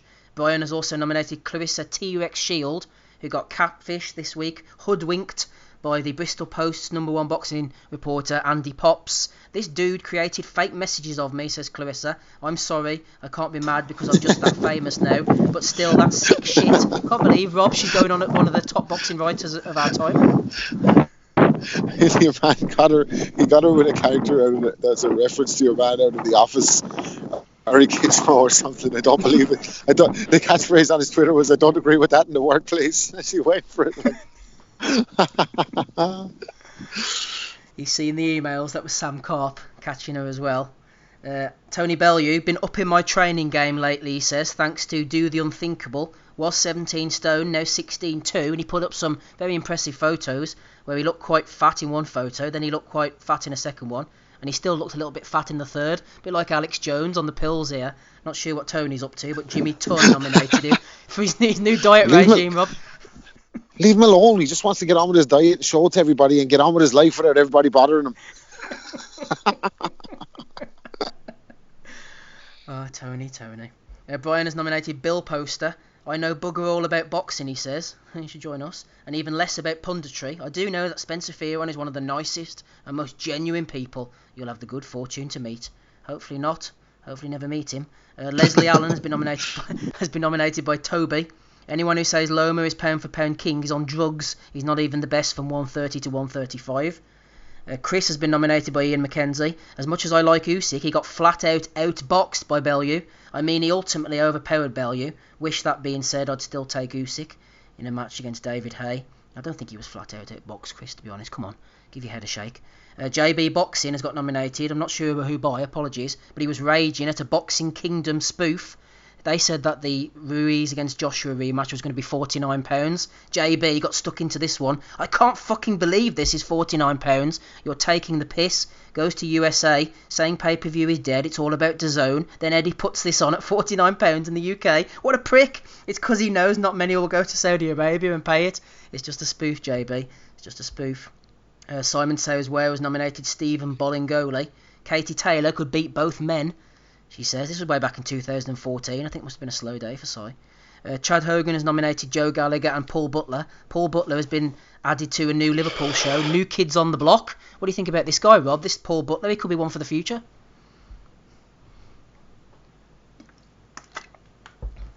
Not buying it, Rob? Paul Butler, New Kids on the Block?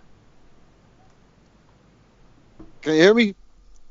Yeah, go on ahead, sir. Yeah, sorry, that fucker that did that Katie Taylor tweet, he got me as well, the fucker. He went back to the day that she fought fucking Natasha Jonas in the Olympics, and I said, he obviously doesn't know me, like, I said she was like Mayweather with a straight right hand. He got me as well, he's like, fucking hell.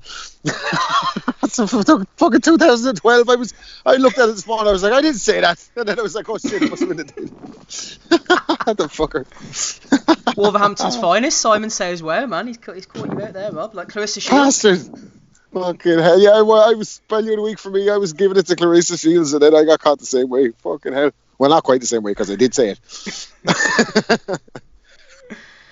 Brian King has nominated The Squared Circle. Unpopular opinion, Anthony Joshua isn't anywhere near as scripted and fake in the media as boxing Twitter makes out. Kane Clark has nominated John, who is in UA Fort. He hasn't dominated anybody anywhere near his level, but okay, says John. Paco has nominated BT for putting on a UFC card. Chad, this was a good one from Daily Boxing 365. They put up a picture, Jamel Charlo, WBC, all these things, but it wasn't actually Jamel Charlo, it was Errol Spence. They put the wrong photo up there, so they're trying to promote a fighter. Couldn't even get the photo right. It's a damn shame. Brian got in with that one. Anthony Smith has been nominated by Dunt Wren, saying that Callum Smith is superior in every angle against Kovalev. Delta Drift says that he's not interested in boxing podcasts. Tried to listen to one once and lasted less than 10 minutes. There's enough inane drivel to be read out on Twitter without listening to Muppets vocalising it as well. Flip. Maybe he's talking about Huss, who knows. Brian King has nominated Nathan. Prograis versus Taylor is a brilliant fight, with the winner being top 5 pound for pound arguably. And then a load of Dave Allen ones from Chad as well. Russell Jeffrey Banks, you're a Cinderella man, Dave. Peter Martin, you're the macho Randy Savage man, whoever that is. Oh no, he's the old wrestler, wasn't he, from the WWF days? And Oliver Pritchard Jones, you're a great boxer, Dave, with the heart of a lion. You love the sport and are a credit to it. No shaming losing a fight when you give it your all and inspire others to do the same. And quite a few people nominated this next one, including Jamaica from Wayne Ball. You know what, Dave, you are far from the worst. You are an entertainer. Mayweather, one of the best of all time. But you know what? I would watch one of your fights over his every time. A Dave Allen endorsement at the detriment of Floyd Mayweather there from Wayne Ball. Have you been hearing him recently, Dave Allen, talk, by the way? Jesus, man. That's CTE. He's going to end up sounding like Floyd Senior. CTE extraordinaire, by the way. Would you rather watch a Dave Allen IFL video or Floyd's video where he's trying to sell the windows? Dave Allen. Because at least when you see, to be honest, see when Dave Allen is honest, he's actually a really good listen. When he's talking box and stuff like that, it's actually a really good listen. Yeah, he's not a bad lad. He's just not taking it serious, like, is he? He's a good watch too, Rob. I mean, you'd rather watch him than Floyd Mayweather, wouldn't you? Yeah. I don't know how to answer that anymore with some of our demographic. Dave Allen all the way. Talking about demographic, don't upset Lee the alcoholic frotch. He says give Glenn McCrory a nomination for his antics on Twitter this week. He was asking Boris Johnson to unmask people who were trolling him. Then he was replying to idiots with incoherent rambling and also slagging off Andy Ruiz for not recognising him. It's a bit of a car crash for Glenn these days, isn't it? How the fuck would Andy Ruiz know who Glenn McCrory is? Fucking hell, how's he supposed to know, like? Fucking hell, like. If he's tuned into fucking Nigel Bain and Chris Eubank in the 90s or something, what the fuck is wrong with him, like? Oh, man. You don't remember Cruiserweight champion Glenn McCrory from Newcastle? I can't say he's ringing a bell.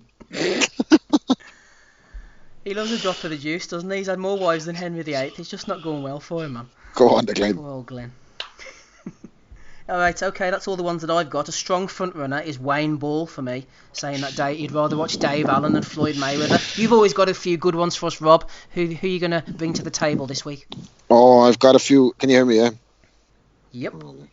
Yeah, I've got a few for AJ this week. He says that he put up a picture of himself kind of soaking wet with the water dripping off him in his shorts, saying, I'm blessed, I'm humbled, I'm in KSA with the Saudi Arabia flag. So he's obviously focused on the fight and taking it more serious this time.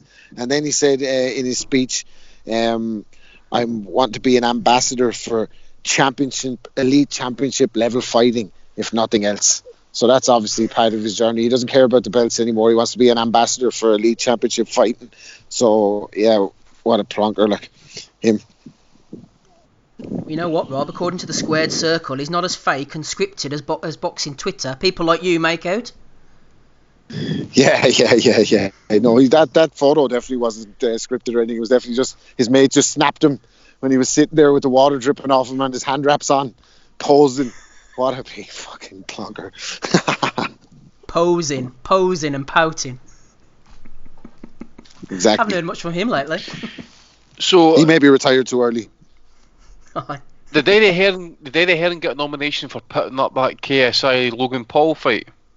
No, feel free, Andy. I'm putting that one in there, by the way, because I think it was a video that Ben released and stuff, in the day, and that he's more than people, talking about ticket sales and all that sort of shit. End of the day is, these guys, I don't know how much they made in the last fight or what their reach is and stuff, but these guys are the equivalent of they're not even amateurs, by the way, they're white collar fighters, and they've been somehow, put it this way, there is zero chance that these two would have been licensed to fight as professional fighters in the UK. Zero. Without going under scrutiny, potentially even having to go under a sparring session with a legit fighter for 4 rounds whilst being actually watched live by the board members. But you can go to America and you can get licensed within 24 hours of landing there. Actually, you can go to some commission office and get a license, pass a medical. It's all you need. Texas. Yeah, Texas. It's just a fucking joke, And Billy Joe Saunders, I don't know if it's true that he's fighting on an undercard of this and stuff. How far is your career sunk, by the way, or how shite must you be if you've got to fucking fight on that undercard? Jesus Christ, that is deplorable. And I want to put another one up for Eddie Hearn for his comments about in the Middle East could be the home of boxing's mega fights. Forget me, just correct me if I'm wrong here, but did Eddie say that that Saudi Arabia was not the biggest bidder for the Joshua Ruiz rematch? Well, if they're not the biggest bidder, why the fuck's the fight going to Saudi Arabia? You're all about the pound note. Yeah. You're all about the pound note. You're all about the biggest payday. Go wherever that biggest money was. That press conference though was just a Saudi PR exercise, wasn't it? That you could hear of it Never anyway. watched it. Never watched a second. I did see bits of it. Yeah. I'm not even interested in it. But Eddie Hearn for me.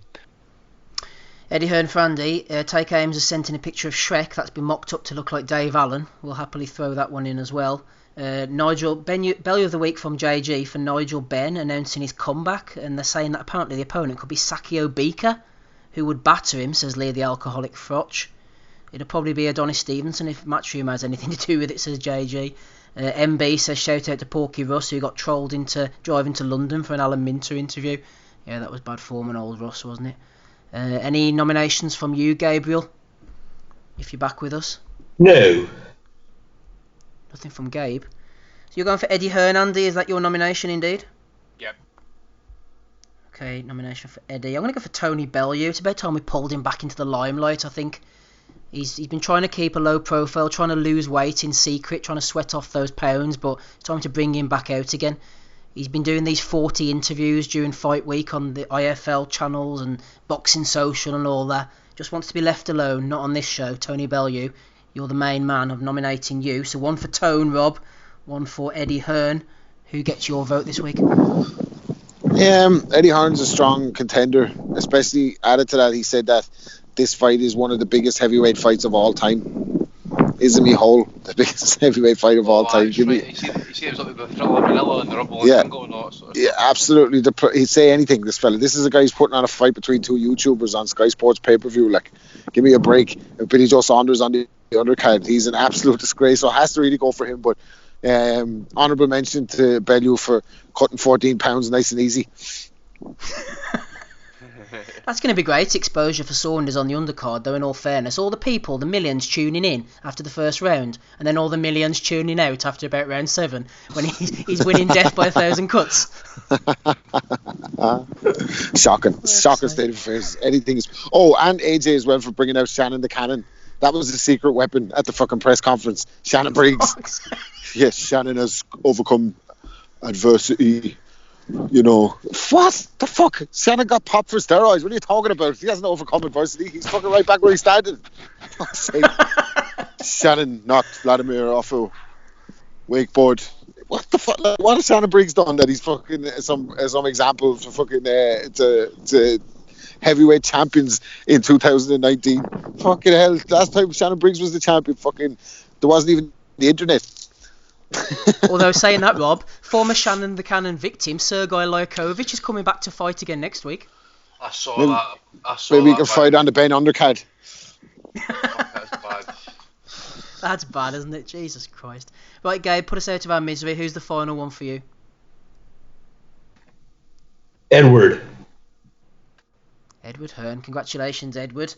On the week of Saudi Arabian sports washing and KSI versus Logan, you are the Bellew of the Week winner. Right, let's finish up then, everybody. Fucking Schneidward. Sorry. We managed to get a couple of hours out of it again this week, Andy. Hey, how the fuck did we manage? We've saying, Andy, I only want to do an hour night. I'm like, Steve, mate, we'll do half an hour, we can cut it off, fuck the fans and all that sort of stuff. And here we are 2 hours later. Absolute legends, aren't we? Oh, what, mate? And still fucking moaners about the iTunes feed. Still, no, assholes, listen. We're fixing iTunes. iTunes is going to be fixed. Yeah, iTunes is going to be fixed. That's it. You can get it on iTunes. You can get it on YouTube like normal breathing humans who all have fucking YouTube on their phones. You know what I mean? Just relax, enjoy the content or whatever medium you may take it on. I'm blocking people who keep asking me about iTunes and stuff like that. I just block them away because I'm like, listen, guys, you must listen to the show somehow. You didn't sit for 3-4 weeks no listen to the show, right? So Steve mentioned at the start of each show for the last fucking 6 weeks. Fucking listen. Spread the word. Spread the love. Fuck's sake. Talk to each other. Help each other out. Tell a friend. Phone a friend. Get that Patreon. Get that Patreon. It's £4 a month. $5, baby. That's all it is. That's what you want to do that in your life. On the extra, will you hear this punches from the past we have coming up? You're not going to hear it if you're not in. You can't win, baby. Great sales job from Rapping Rob Kelly there. Good to have him on the call as always. Andy Patterson, Gabe Lewis, indeed. Mixler.com/Boxing Asylum. You can hear us live. You can't listen back on Mixler, everybody. This is only the medium for getting it out live, getting the MP3. This is the way we get it onto all the other platforms like YouTube, Facebook. It'll go up on those platforms tomorrow. I even put it on Bitchute for about 3 people who can listen to it as well. The iTunes, Ben has worked out what the problem is. It was some RSS feed or something anyway. It's all been sorted. Hopefully this week we'll be back on iTunes again. If not, patreon.com/Boxing Asylum. You can get it within an hour of the show finishing, but you can get it from all those other places if you don't want to go on there. That is absolutely fine. I've been Steve Wellings. We will catch you all again, same time, same place next week. Bye.